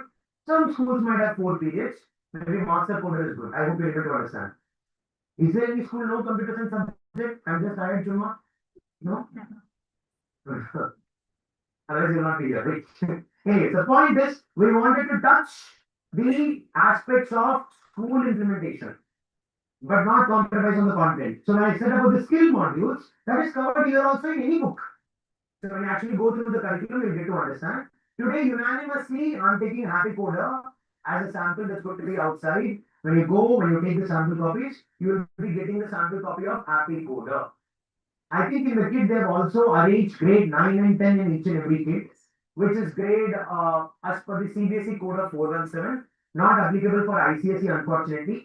ICSE have taken only grade 1 to 5 right now. 6 to 10, the printout has not come. There was a delay from my side, the printer side, so I couldn't bring today. But once the school reopens, once you go back, we'll come and deliver it to you. So ICSE teachers can take that also. This is with respect to the titles the way you want. That's it. Problem number 2 of time management is solved. Next is something that you will love it. We provide you with certain things that you might like. The first one is sleeping time. Okay. I hope Mukesh is here. Yeah, great. So, Mukesh, come here. Okay. So basically, this is the elements that we will be giving you all. Okay, last 3 minutes. So your school name will be listed out over here, ma'am. The first thing is you have got, say, for example, I open Super Coder right now. So you will get to see all the titles over here: Junior Coder, Super Coder, whatever the school has selected, Happy, AI Superstar, Employability Skills, whatever you want. Now, when I open a certain grade, say, for example, I open grade 4, I'll get to see all the chapters on the left over here, dissecting the brain of a computer. This is basically the first chapter. You saw Rajnikant, do you remember? So that's basically over here in the form of ebook. So we give you ebook which can be accessed online, and the complete chapter is explained over here. The top right QR code takes you to the audio video content also for the students. So this login is applicable both for the teachers and the students. When I actually click on lesson, there are 3 lessons. Lesson plan 1, 2 and 3. Indirectly indicating that within 3 periods you can complete this chapter. I am wrong in most cases actually. Some clients are there who are scolding me right now. You said 3 or is taking 5. Yeah, there are chances. Or else, some places have given 7 lesson plans, but within 4 it is getting over. But overall, effectively, it will not cross 25 to 30, 30 to 35, 35 to 40, or 40 to 45, depending on the time. So basically, each and every lesson plan over here will have slides along with speaker notes at the bottom, which will clearly tell what is supposed to be spoken. Now, here in this case, we follow 5D model: engage, what is next? Explore, explain, elaborate, evaluate. So that particular model and the speaker notes that you can see over here, there's there. Then you've got the audio video content as well. But what's very interesting is this particular part called as resources. Now, audio video content will be present for all the chapters. Under resources, we give you the worksheets, the lesson plan, and everything. Now, when you give the textbook worksheet answer key, which is downloadable, whatever I'm speaking, everything is offline as well. That can have the answer and the explanation for each and every question that's there in the textbook. So we give that. This could be directly given to the students. We made this believing that computer teachers do not have to write the answers on the board for the children to note down, at least from grade 4 or 5 onwards. But I don't think so that practice is happening. So anyways, next is printable worksheet. Printable worksheet is additional worksheet to each and every chapter. So you have multiple choice questions, which you can directly print it out. Just over here, click on download, and you can give it to the students. And the answer key for that also, printable worksheet answer key. Along with the answers right over here, you can download it. Some answer keys given an explanation. Now, apart from this, if you want to have your own half-yearly question paper, we've got question paper generator. Right now, the backend team is also uploading some answers. So, question paper title say, the Creek Planet half-yearly, something like that. I just remember the school name for some reason right now. Okay, half-yearly paper. You like it for sure. Total time, I say 60 minutes. You can give more instruction. You can click on the batch. You can select the school name. You can add the course, maybe grade 4, and then chapters. You can add multiple chapters, dissecting the brain of a computer, presenting your idea, etc. etc. Difficulty level, let's choose easy, medium, hard.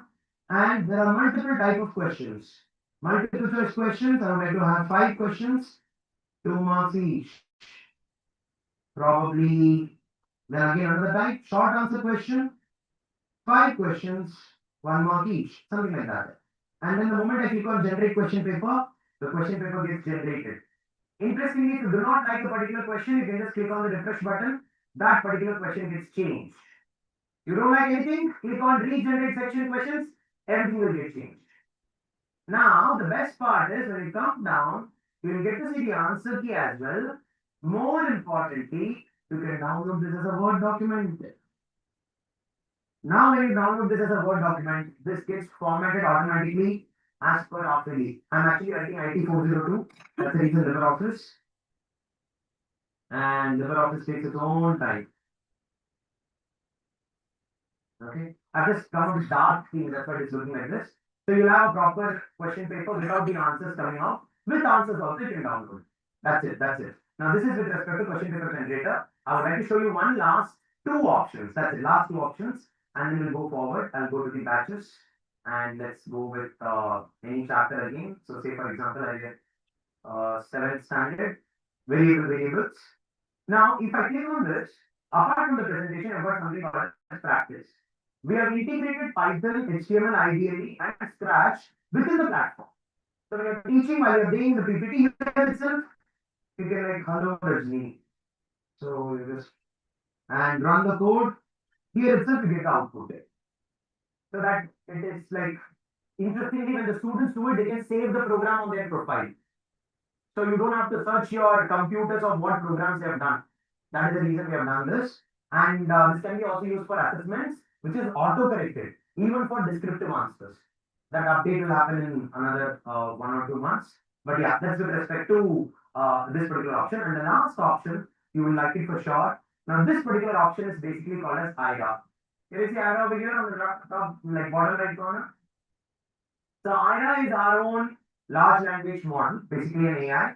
And what it does is, IRA will give you anything beyond the textbook. That means, from the chapter, give me more questions to practice from this chapter and relate it to Diwali. Let's be more coding questions to practice. Let's see what happens. So here in this case, the moment I do this particular AI model will be having an ability to read the textbook content, combine the Diwali, and give you the questions. It's going to take probably 3 seconds. 3, 2, and 1. Here we go. Here are some coding questions related to the concept from the chapter themed around Diwali. First of all, Diwali gift budget. Write a program that asks the user to input their total budget for Diwali gifts, then ask for the price of 3 different gifts. Calculate and display how much money will be left after purchasing the gifts. And then even given the program. So basically, this particular question can be put on the question paper, or interestingly, you can even download this as a Word document next year. So IRA is that particular robot. No, that's okay. Switch on the lights, please. IRA is that particular robot which can, whatever you're seeing, this is a physical embodiment. I told you about one aspect in the morning, I don't notice. So IRA will have a printer right over here. So when you ask it to print out whatever I said, the printer will come from here. We are using terminal printers for that, and that's a vision. But however, that is available on the computer side. That's it. So these are some of the features with respect to our curriculum. We actually have our own service system of creating WhatsApp groups in which we address the queries of all the schools. Our client schools are over here. Just ask them. They'll have 2 responses, either to one is speaking something going to say, or else they'll be like, no, the content is really good, service is also really good, and the training is also really good. We are actually known for these 3 aspects. We keep conducting training throughout the year. Every day in the evening, 5 to 7 it happens. I really disturb you a lot. And your question papers of half yearly and whatever it is, if you put it in the group, our team members will make and give you. You submit the answer copies of the students to us, we will correct and give you.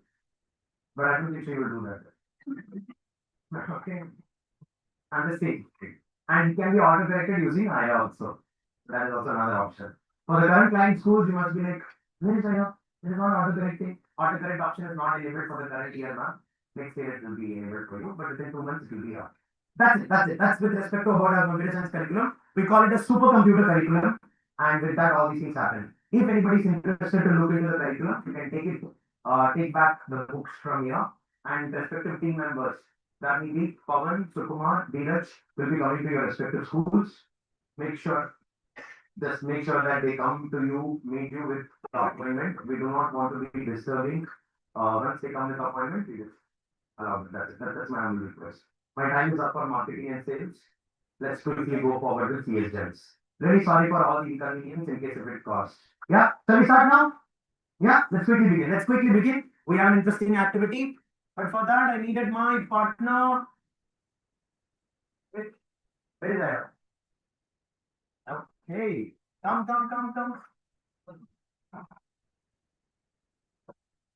Hello, super teachers. I hope that lunch was both delicious and revitalizing. Oh yes. Can I hear a yes? Yes. You know, after a quick recharge, I'm back at 100%, but I can sense some of you are still on low batteries. Remember, machines reboot in seconds, while humans need a moment to refuel. So shake off that post-lunch lull before AI takes over. Just kidding. And here's the kicker, NEP isn't about assessment of learning or assessment for learning. It's about assessment AS learning, where every activity becomes a stepping stone in your student's journey. Now, let's jump into some dynamic assessment practices. Over to you, Wasu. Fantastic. Thank you so much, Ira. I would like to have some question answers interactive. Where are you going? Hello. Shall we have some questions? Seriously? Okay, fine. Okay, we're getting into some activity mode. We're supposed to work right now. Okay. So let's get into one activity, teachers, right now. I would request Ira to ask some questions. Okay. Let's have Ira asking questions in the 4 groups. First, let's have the first 6 rows over here. We'll ask some questions, you answer. Not that you cannot. Okay, you can also. But I would like to have a personalized touch for one side. And then we'll go to the row at the back over there. We'll finish there, and then we'll finish there, and then we'll come here. We'll have approximately 6 questions coming on. Can we do that? Yeah? So, Ira, over to you, Ma. Who is the CEO of Perplexity AI? Who is your Perplexity AI? Answer. Perplexity AI. Who is the CEO? Heard about it? Perplexity AI is an important AI tool. You should know about it. Yeah? 2 days back, there was no one taking ChatGPT. Exactly. Why? Why? What is the reason? And why you should know about him? Yeah, he is an alumni of IIT Madras. A guy who said that Sam Altman is nothing in front of me. And he was the first person to speak on NLP used for creating images. Arvind Srinivas, exactly. Arvind Srinivas. Right? Okay, go to the next question. Yes. Okay, next. Who developed GPT-4? ChatGPT-4. Who developed ChatGPT-4? First 6 rows. Come on, teachers. Heard about ChatGPT? Who developed it? Huh? OpenAI, exactly. Why are you not, by the way? So, why are you not talking? They are talking. So, I should ask them to shut up. Yeah. Chana masala. Is that the reason by any chance? Yeah, it should be. Okay, by the way, OpenAI, is that the right answer? Yeah, that's right. Yeah, absolutely. You're right. Yeah, shall we go for the next one? Which company released LLAMA? Llama. Which company released Llama? An amazing tool. Llama was basically built for artificial intelligence and augmented and virtual reality. What happened is, this fellow, what he did is, instead of connecting with people just in the physical grounds and online, let us meet in a virtual world. It is like, just imagine, yes sir? You're absolutely right. So what this fellow told, see, I have a dream of, having dinner with my crush. Let's take an example. Something like that. Just a dream. Okay. Can it be a reality? It cannot be a reality. So it can be a dream and it can be a virtual so that you get the real experience. So they've created a virtual environment, ma'am. They call it as metaverse. It is like if I have to send friend request to, what's your name, ma'am? Soumya. So I know Soumya, ma'am. I've seen her in one of the workshop. Generally, if I have to find her on Facebook, I need to type the name and figure out with the display picture. And then, yeah, I send the friend request, she accepts it. Or doesn't, I don't know, depending on the session. But interestingly, in Metaverse, what people are doing is, there'll be a park or some sort of scenario over there. I'll be wearing a virtual reality box. And assume that Soumya is also wearing the virtual reality box. And we're all sitting in a park. And I'm just walking with Soumya, hi, how are you? Suppose if she looks back to me and shakes hands, probably 20% and accept it. If she ignores me, terrifically rejected. You're able to understand? This is already happening by Meta in the world of Russia and America. Already they are doing it. This is heavily adapted from this game called as Grand Theft Auto, GTA. Do you know GTA game? Heard about it. Yeah. So GTA is basically a replica of a city. So Llama was an AI which made basically virtual reality a reality through Llama. So basically that was like Meta AI. Alright. Here actually there's an internet lab. Otherwise she Okay. Good. What's the next question? Who leads OpenAI? Who leads OpenAI? Who is the current founder of current CEO of OpenAI? Sam Altman, exactly. Sam Altman, you're absolutely right. Sam Altman, you know about the story? Microsoft took him, kept him for 1 hour, and again threw him. Seriously. So Sam Altman and Elon Musk started this company called as OpenAI. They were really happy doing. Suddenly Bill Gates came and confused them. He wanted to have all the features of OpenAI inbuilt in Copilot. At the time, Copilot and ChatGPT were always in competition. They said the person who created ChatGPT, let us have him. They took him, Satya Nadella, our criminal minds. Within 1 hour, he said that, okay, whatever information you want, we got from you, now you can go. He was really perplexed. He didn't have any other things to do. So he went back to the old government. He said, can you please take me? And they took him. Sam Altman will never join any other company. And because of this collaboration, Elon Musk wanted, don't go down, they're cheating you. Like, all right, I'll go. Now what happens? Because of him coming back to OpenAI, Elon Musk is not talking to him. You did not listen to me, no? No, I'm not talking to you. All these are real world fights of so-called entrepreneurs. Anyway, am I right, Sam Altman? Go ahead. Yes. Okay. What's the next question? Which VS Code extension auto-completes code? Which VS Code extension auto-completes code? All the extensions. Copilot over here. Copilot, is that the right answer? Go ahead. Okay. You're not saying right or not, you're saying okay. Yes. Okay. Right answer. Okay, done. Next question. Which Google AI was formerly called Bard? Bard. Exactly. Google Gemini. They thought if they change the name, they'll put one more term and they'll think that I'm a different person. And it is working also. I don't know how many of your movie fans are. Google Bard was nonsense and it released, but they rocked the show with Gemini. I'll show some features of Gemini in the technology part after a few minutes. Go ahead. Next, Sarah, go ahead. Okay. Next question is, who developed Gemini? Who developed Gemini? You know the answer?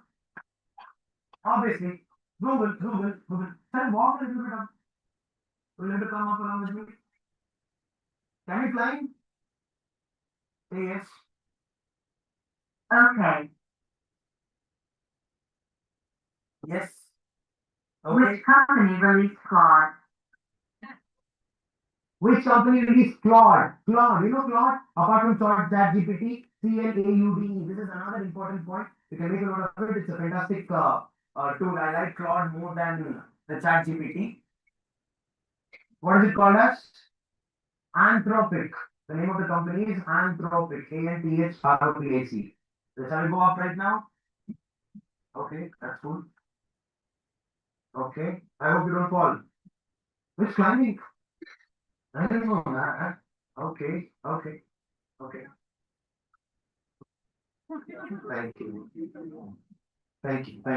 you so much. See, you didn't have a balance. Okay, now next. Next question. Which organization created DAL-E. DAL-E. You know which organization created DAL-E? DAL. Exactly. OpenAI. Come on. Is that right? Come on. It's just. Yes. Okay, now good. Very good. Next question. Which ML library did Meta release? Which machine learning library did Meta release? Very good. Very important. Which machine learning framework, actually I would say, Meta release. This was completely on Python. Come on, tell me. Which one? Very good. Super. It's called as PyTorch. PyTorch, is that the right answer? Yes. We've got 3 more questions. Which Go ahead. ML framework did Google create? Exactly. Which machine learning framework did Google create? Which machine learning framework? I think these questions will be more relatable to 9th and 10th standard teachers. Yeah? Yeah, you're right. You're very close. No.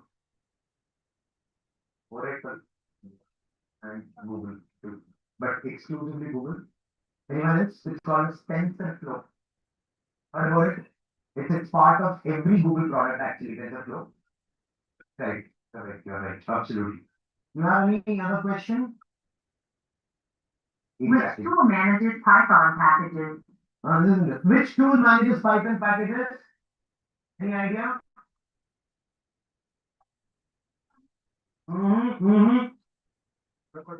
No, it's called as PIP. We call it as, right? Yeah, so basically it is Python index packages. Is that right?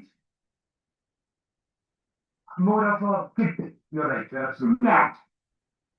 Which coding model did We are done. You're done? Thank you.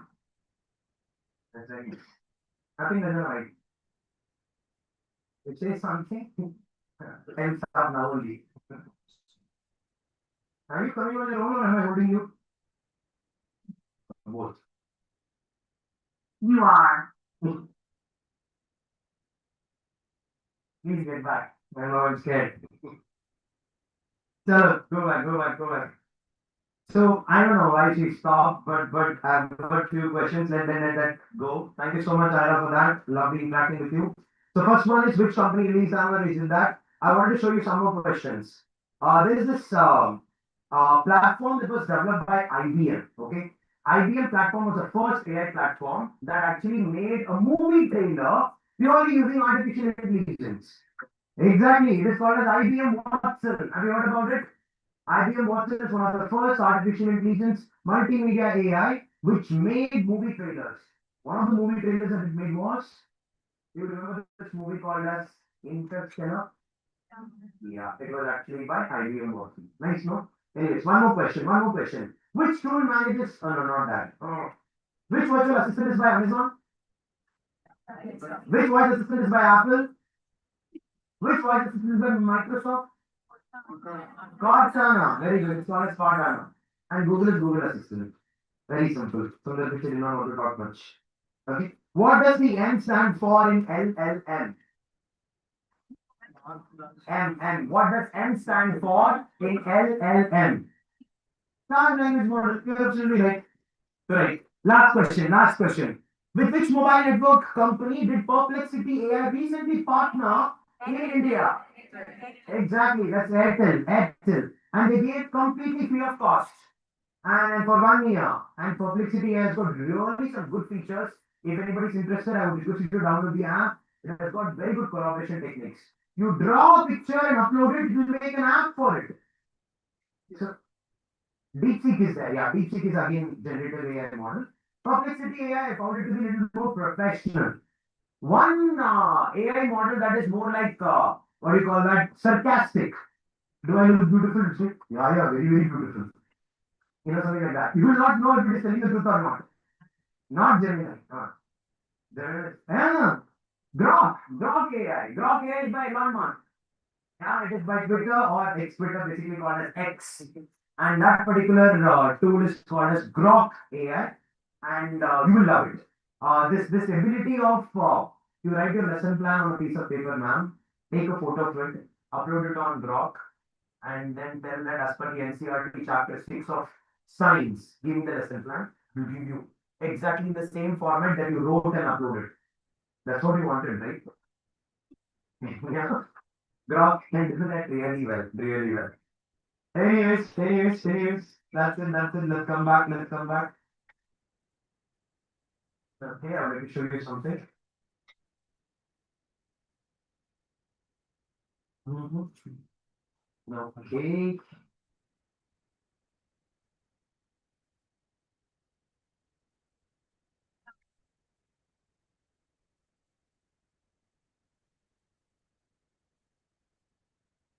Actually, did you know that there was a girl, okay, when she came from United States to India, she was talking to her father, and there was a project that she needs to submit. When she was about to submit the project to her university in America, her internet was not working. Her father got irritated because she was continuously complaining that the internet is not working. Then the father was so serious about it that he started a whole internet company for that. Who is this girl? Exactly. This girl is Isha Ambani.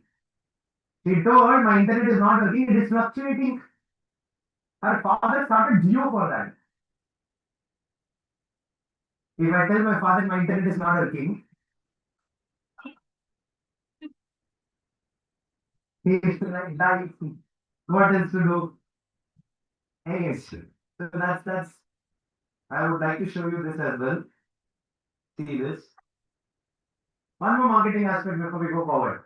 So this particular picture is a picture of Bill Gates. Are you able to see that? Yeah. Now, this is a great, again, another marvel of communication skills. What Bill Gates did is he went to Amazon forest. You can see he literally constructed a tree full of papers. You can see it's tall papers and he's standing on top of it. He's telling the whole world, stating that why are you cutting down so many trees to save information on paper? Instead, you can save this information on this. That he's showing the CD. Can you see the CD over there? That's CD. Just believe me, that's CD. Okay. So basically, in order to save information on the CD, what do you require? What do you require? CD drive. Definitely food is working on. In order to store information in CD, what do you require? You require a file. You need to save it, and that file is called as Microsoft Word. So to promote Microsoft Word, look at the effort that has gone. Just imagine one row cuts down the die. That is the efforts that these people put in marketing. Today you can't avoid Microsoft. If I suddenly give you LibreOffice, you'll be frustrated. But Microsoft Word is to that because the agenda was not just to have a Word document software. It was more like, let me avoid deforestation. There is an emotional connector. So when intellectuality and emotions meet each other, the product is always successful. Sometimes they are senseless, but still the product. Have you seen this advertisement? There will be one guy, okay, there will be a long rod. He'll put one drop of glue here. He will dip it under the water. The fishes will get stuck to it and he'll go. So you can tell me what advertisement is this? It was very quick. Okay, by so that advertisement has got nothing to do. There's nothing natural about it. First of all, glue, you put it in the water, that itself is wrong. But you love the ad, right? There are so many advertisements like that. You still believe they are beautiful, and you buy that product. In fact, there was time when you go to the shop. I'm not sure if you did this if you're young. You will go to the shop to buy a toothpaste. You will not say, I want Pepsodent. You will say, I want blue color Colgate. Do you remember that? I want wo wala Colgate. But it's actually Pepsodent. It's an insult to Pepsodent. Similarly, if you don't have Parle G, give me the red Parle G, called as Tiger. Tiger closed the company, they never came back after that. So there are multiple, aspects to the marketing. So that's the reason I really want to show this. So this is another context for the topic called as file management. That's why I'm showing that to you. This is again important. Can you see this? In 1956, it's a real incident. A massive box-shaped machine was carefully loaded onto an airplane. It was so big that it stood taller than a person and weighed over 1,000 kilograms. It was so heavy and bulky that an entire team of people was needed just to load and unload it. What was this device? What was it used for? Is it still used? Let's explore. What is this called as? Is it a server? What is this called as? Any idea? People are literally, this is actually hard disk. This is the original hard disk when it came in 1956. Look at the size. Now, I would request you to please guess. What is the capacity of this hard disk? 1,000? Capacity, 1,000 GB. Memory. MBs. Storage MBs. That's it. No 1 GB. 1 GB. 2 GB. Somebody rightly said. It is 3.12 MB. Then it got converted to floppy disk. Okay. So an achievement of 3.12 MB coming to floppy started from the journey of such a big box. Now when you talk about the chapters of file management, it becomes even more interesting for the students. Nice, no? Anyways, I'll go with one or two more and then we'll quickly carry on. This I showed you already. This is Isha Ambani. We were not allowed to use the original picture, so we generated from ChatGPT. The student was none other than Isha Ambani and the father was Mr. Mukesh Ambani. After the complaint, what? After the complaint, Mr. Ambani understood the fast internet was essential for progress. With this realization, he set out to revolutionize India's digital space. Soon his company launched Geo, offering one of the world's cheapest data because it was free of cost when it came, and quickly became India's largest mobile network. Today, with over 400 million users, Jio has transformed how Indians use it. How many of you use Jio SIM cards? Oh, I didn't expect this. Raise your hands again. Airtel people.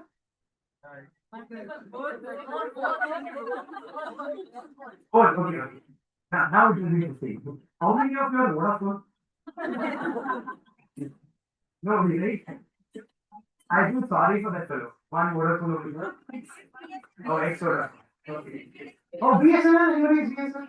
Okay. By the way, did you know BSNL network is also part of Airtel only? It is just named as BSNL. They're cheating you. Okay, but anyways, it is a good network. What interesting about BSNL is it can get connected in all the states. Anyway, that's with respect to Ishan Mani. Do you know this, by the way? So clear. When I started getting built, I was imagining a beautiful girl like this. Maximum. Yeah. It was so beautiful, it got a citizenship also.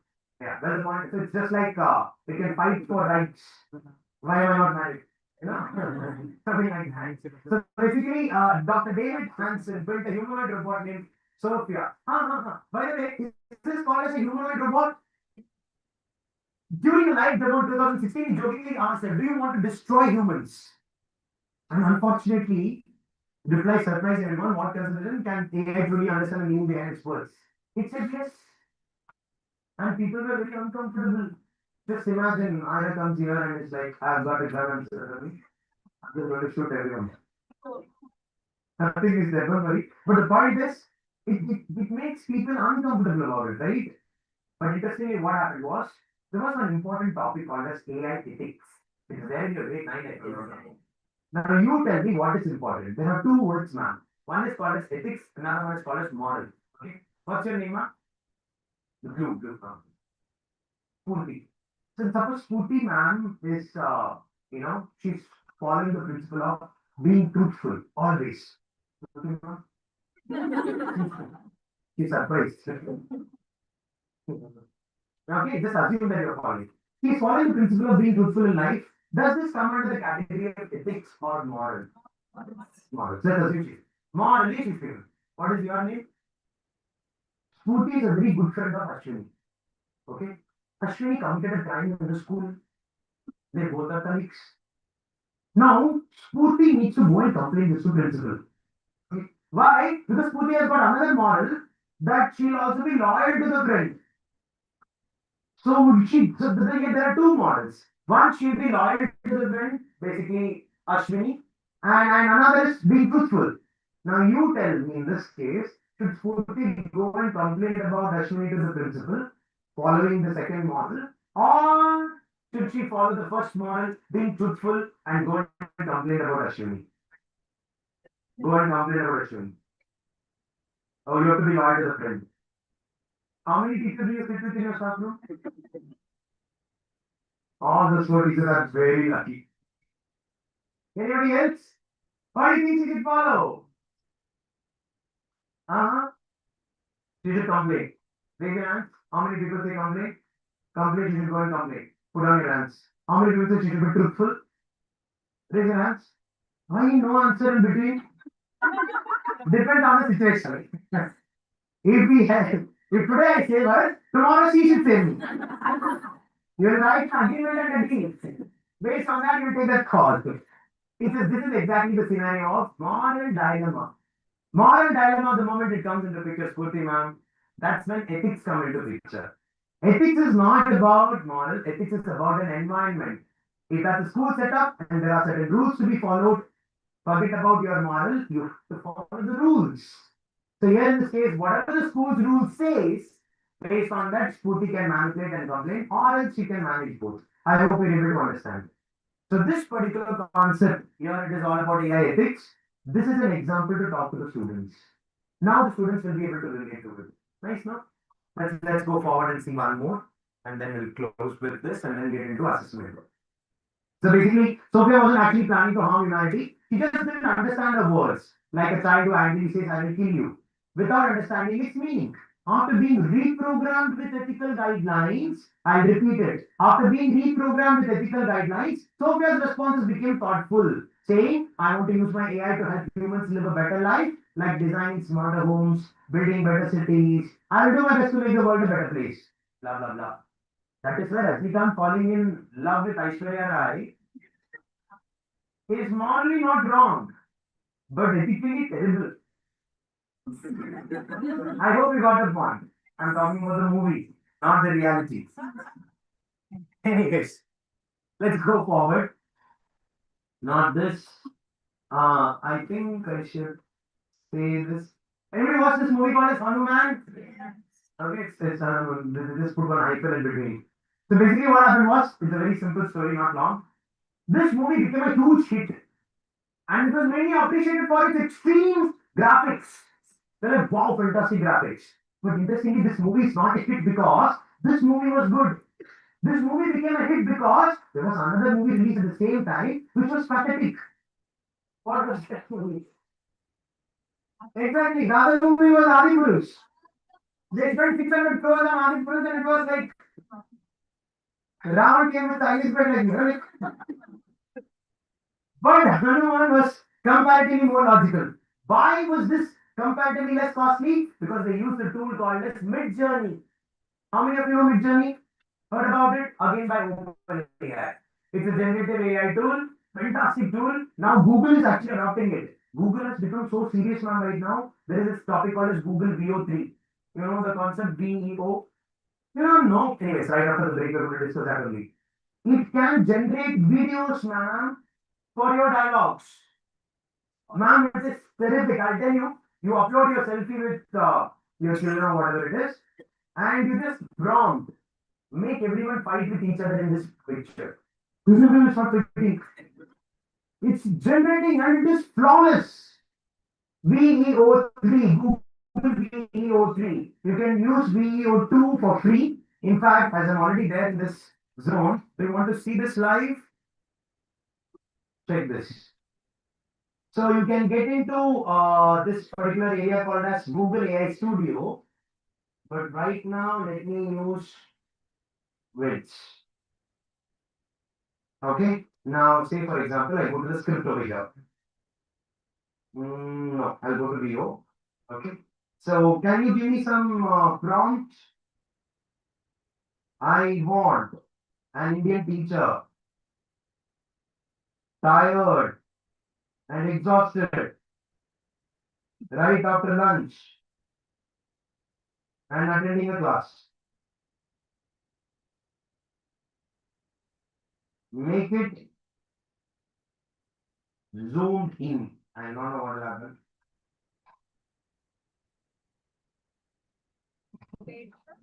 Huh? No, this is free. I'm talking about you. No, sir, this will be completely free. We will be completely free. Google will not do that mistake again. Okay? So, this will be completely. There's one more Sora, SORA, OpenAI Sora. That is even more better than this, but it is expensive. Every month you have to pay around $15, I guess, which comes to approximately what around 1,200 you are a YouTuber, so you will be worrying about it. All of us, we don't. That's okay. Okay, done. Just few more seconds. I don't want to proceed further until this comes properly. I'm just expecting Rajesh kind of person to come over there. I mean, he's Rajesh. Okay, let's see. And I've written Indian teacher. Oh, okay. Okay, class, settle down now. Let's begin.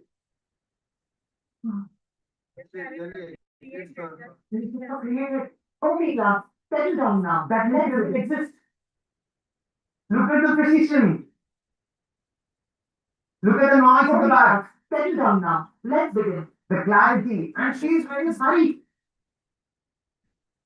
Okay, class, settle down now. Let's begin. Awesome, right? You want to have one more prompt? What prompt? Come on. Okay, class, settle down now. Let's begin. Now there is a limit of over here just good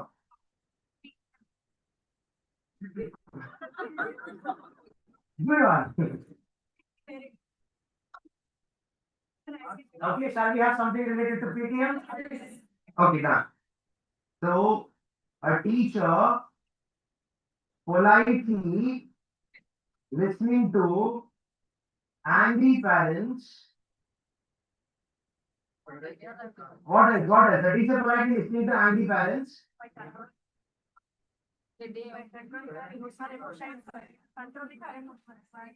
Oh, okay, a teacher politely listening to angry parents for a mistake that the child did. Make the teacher show anger without showing anger. I don't know. I'm just standing going up its prompt. Let's see if this works or not. So basically, I'm using VIDS, WIDS. Google launched a new portal called as WIDS videos. Yeah, WIDS, VIDS. You can click on that 9 dot icon over there on the top right corner, and then you will get WIDS. And inside that, you can insert videos like this. And all these videos that are generated, ma'am, they're not real character. This person does not exist.com.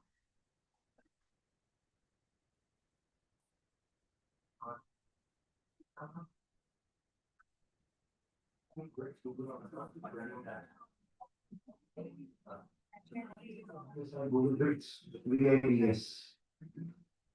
Is it coming? You can download the app as well, I guess. I'm not sure what kind of video will come now, but yeah, let's see. 100% done? Oh, I understand your concerns, Mr. Smith. We will address this appropriately. I understand your concerns, Mr. Smith. We will address this. the problem is taking you. I understand your concerns, Mr. Smith. We will address this appropriately. Unfortunately, I did not write Indian. Okay, anyways. Is it tempting enough to write Indian and see again? So don't laugh at this. After this, I want to do it. Just, it will not take, it's exactly 1 minute development. It's 8 seconds. So you have got View Premade. When once you delve into it, we'll talk about it, probably to explore it. You've got options of 3 seconds, 4 seconds, no, 4 seconds, 8 seconds, and 12 seconds also. So this much of length you can do right now. For higher number of seconds, you need to pay. So 8 to 12 seconds is more than sufficient for you to have some fun. After that, it is all about your use. Okay, anyways, that's with respect to Google Bits. We'll go to the next topic after this video gets generated. We'll quickly do 3 activities and then we'll break for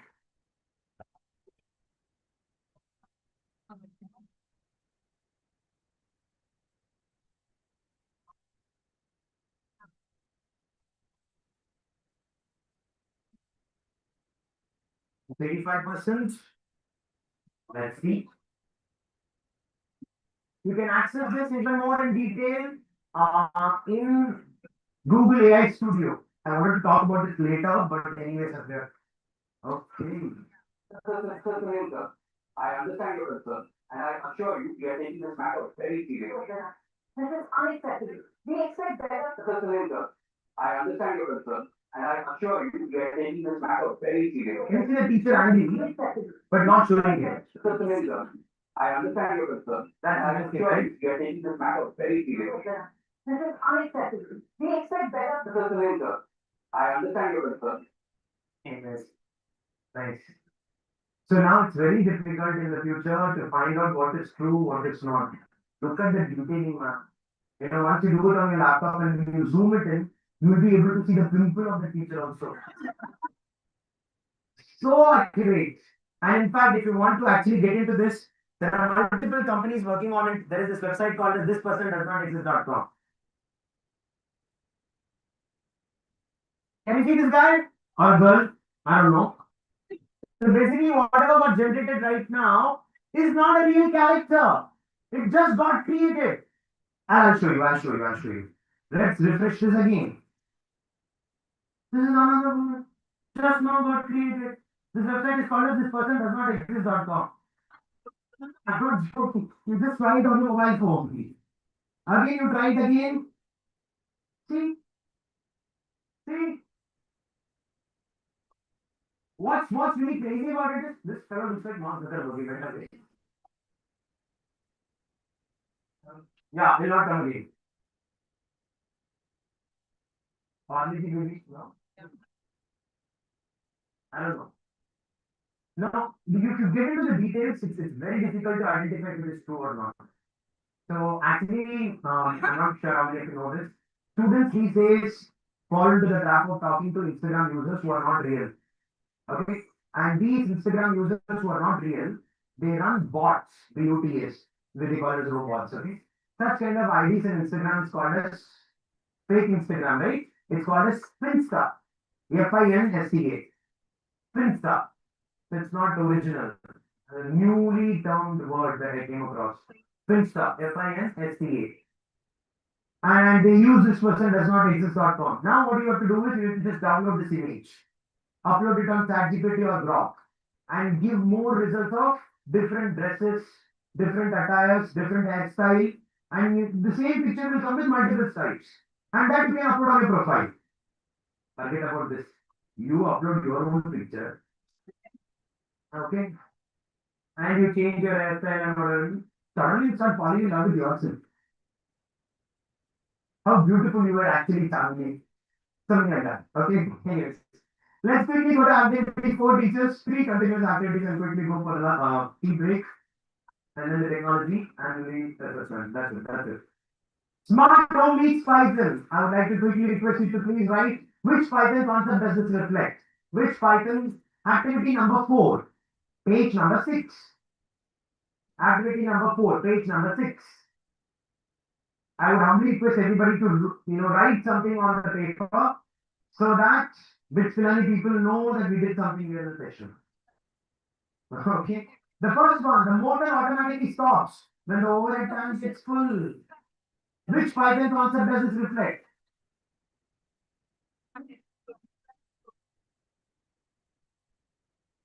It's basically conditional statements.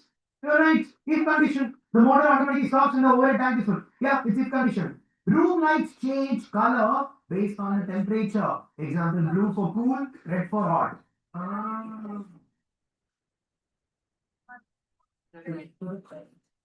Which, if else? No. Next. Yes. Oops concepts. If you look into all the answers, it will be all oops concepts only. Or you can say computer science. It's actually the answer key says if else statement. Yeah, it's basically condition with else condition. Okay. Next one. A motion sensor plays a welcome sound only once per person per hour. Listen. A motion sensor plays a welcome sound only once per person per hour. What?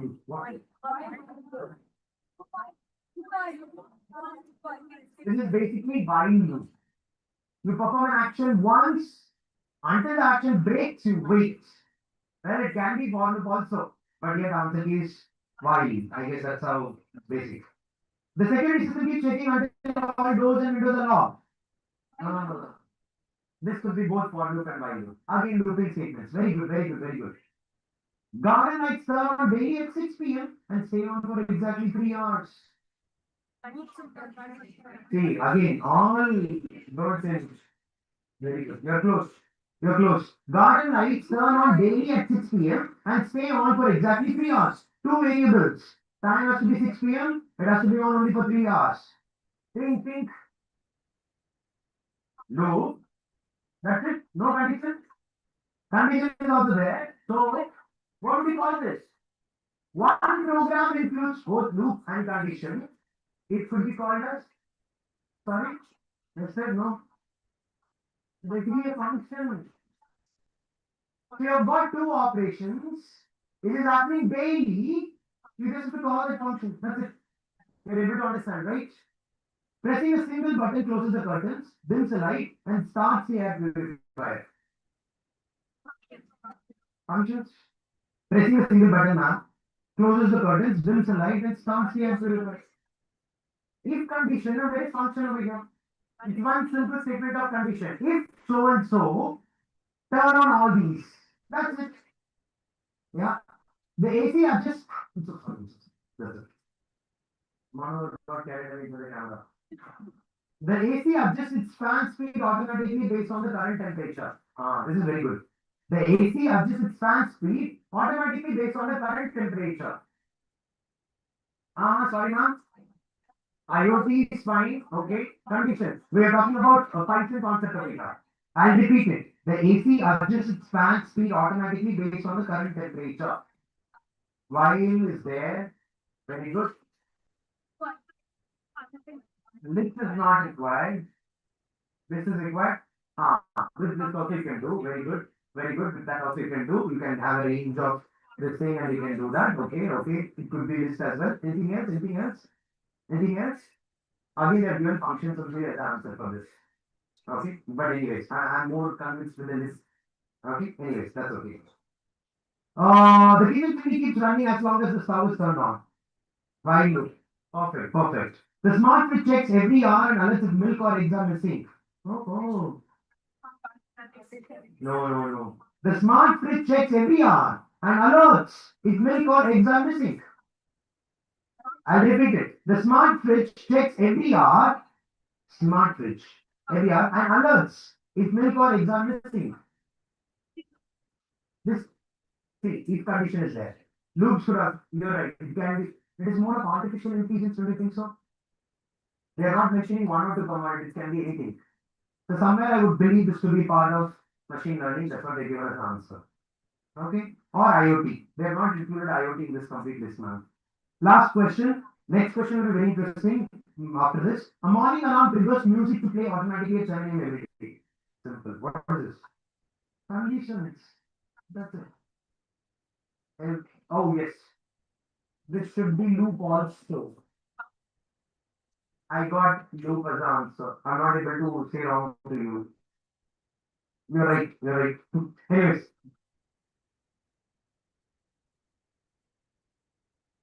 Actually, one every answer earlier because they're part of functions only. So somewhere the question should have been more clear. The roots and traditions. Correct. That's what the middle. What are you actually asking? I think the question should have been rephrased properly. But I really like this activity. Activity number 6 called as misconception check. Misconception check is very, very important. It's interesting. You like it. You just have to agree or disagree. Put a tick mark to all these things. Shall we start? It will take exactly 2 minutes for us to complete this. Statement. Variables can only store numbers. Agree or disagree? Very good. Loops must always run a fixed number of times. Loops must always run a fixed number of times. No, so it obviously disagree. You're right. And if condition only checks for true, not false, take an answer. And if condition only checks for true and not false.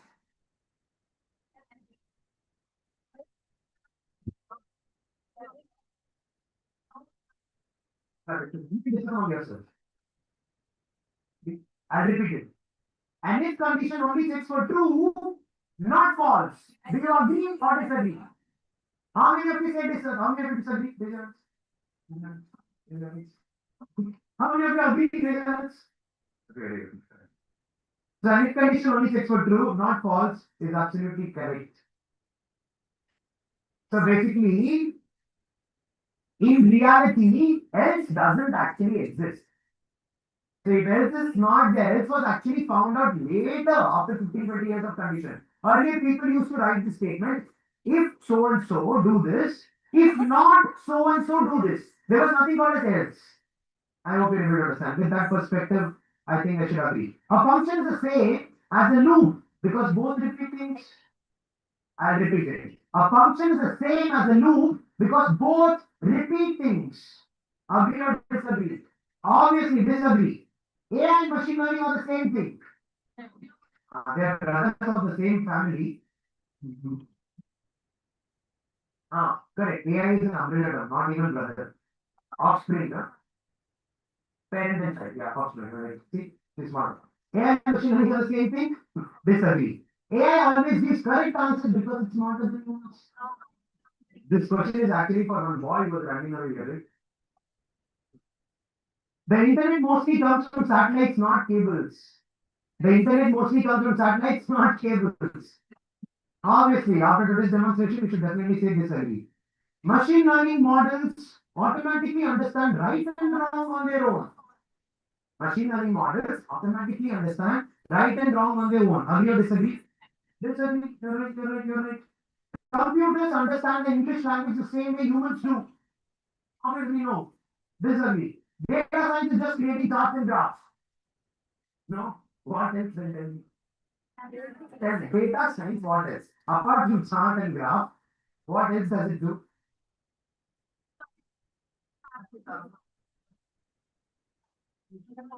According to answer key, it is true. Data science is just creating charts and graphs. What else is this creating? Good. Good, ma. Okay, but here they're talking about data science. So data science is part of data science. Let me clear it. So data science is just creating charts and graphs? Definitely disagree. That's it. Yes, ma'am.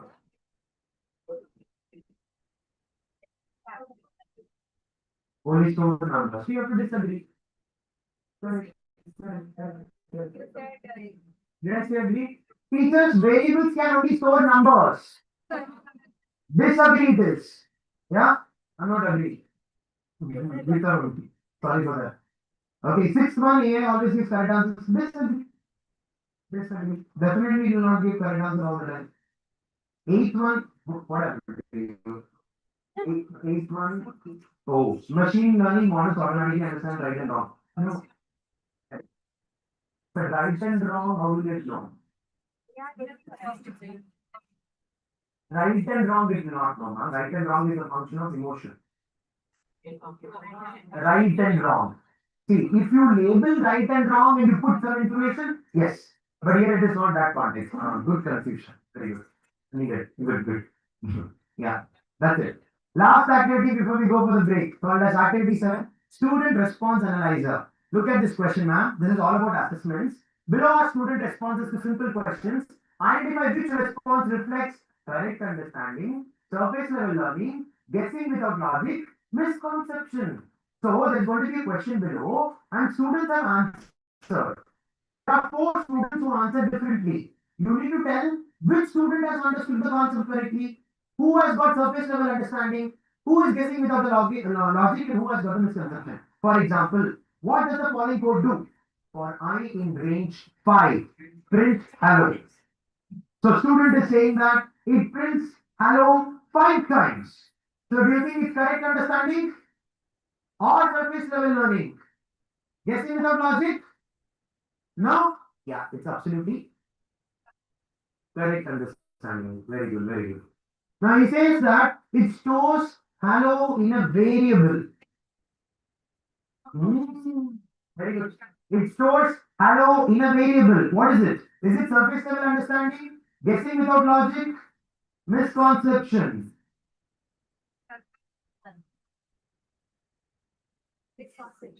Okay, it stores hello in a variable is basically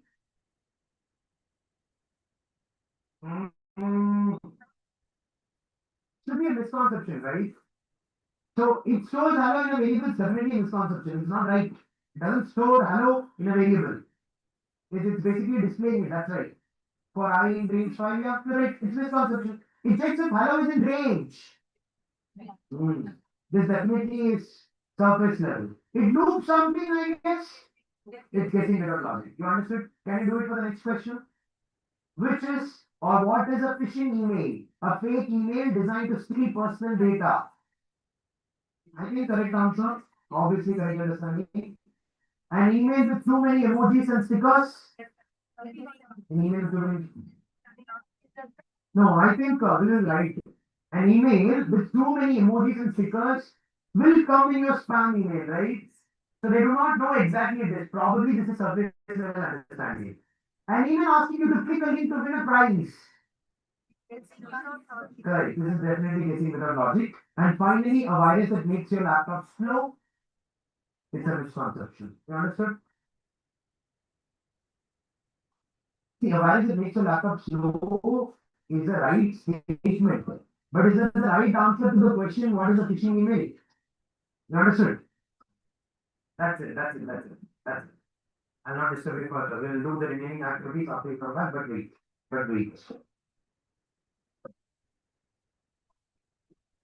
Whatever we saw right now is one way of asking questions. So basically assessment. We'll talk more about assessments eventually. I have also talked a little bit, I guess. But right now, let's take a break. Okay? Hold on. Wasu, pause your presentation for a moment. Sure.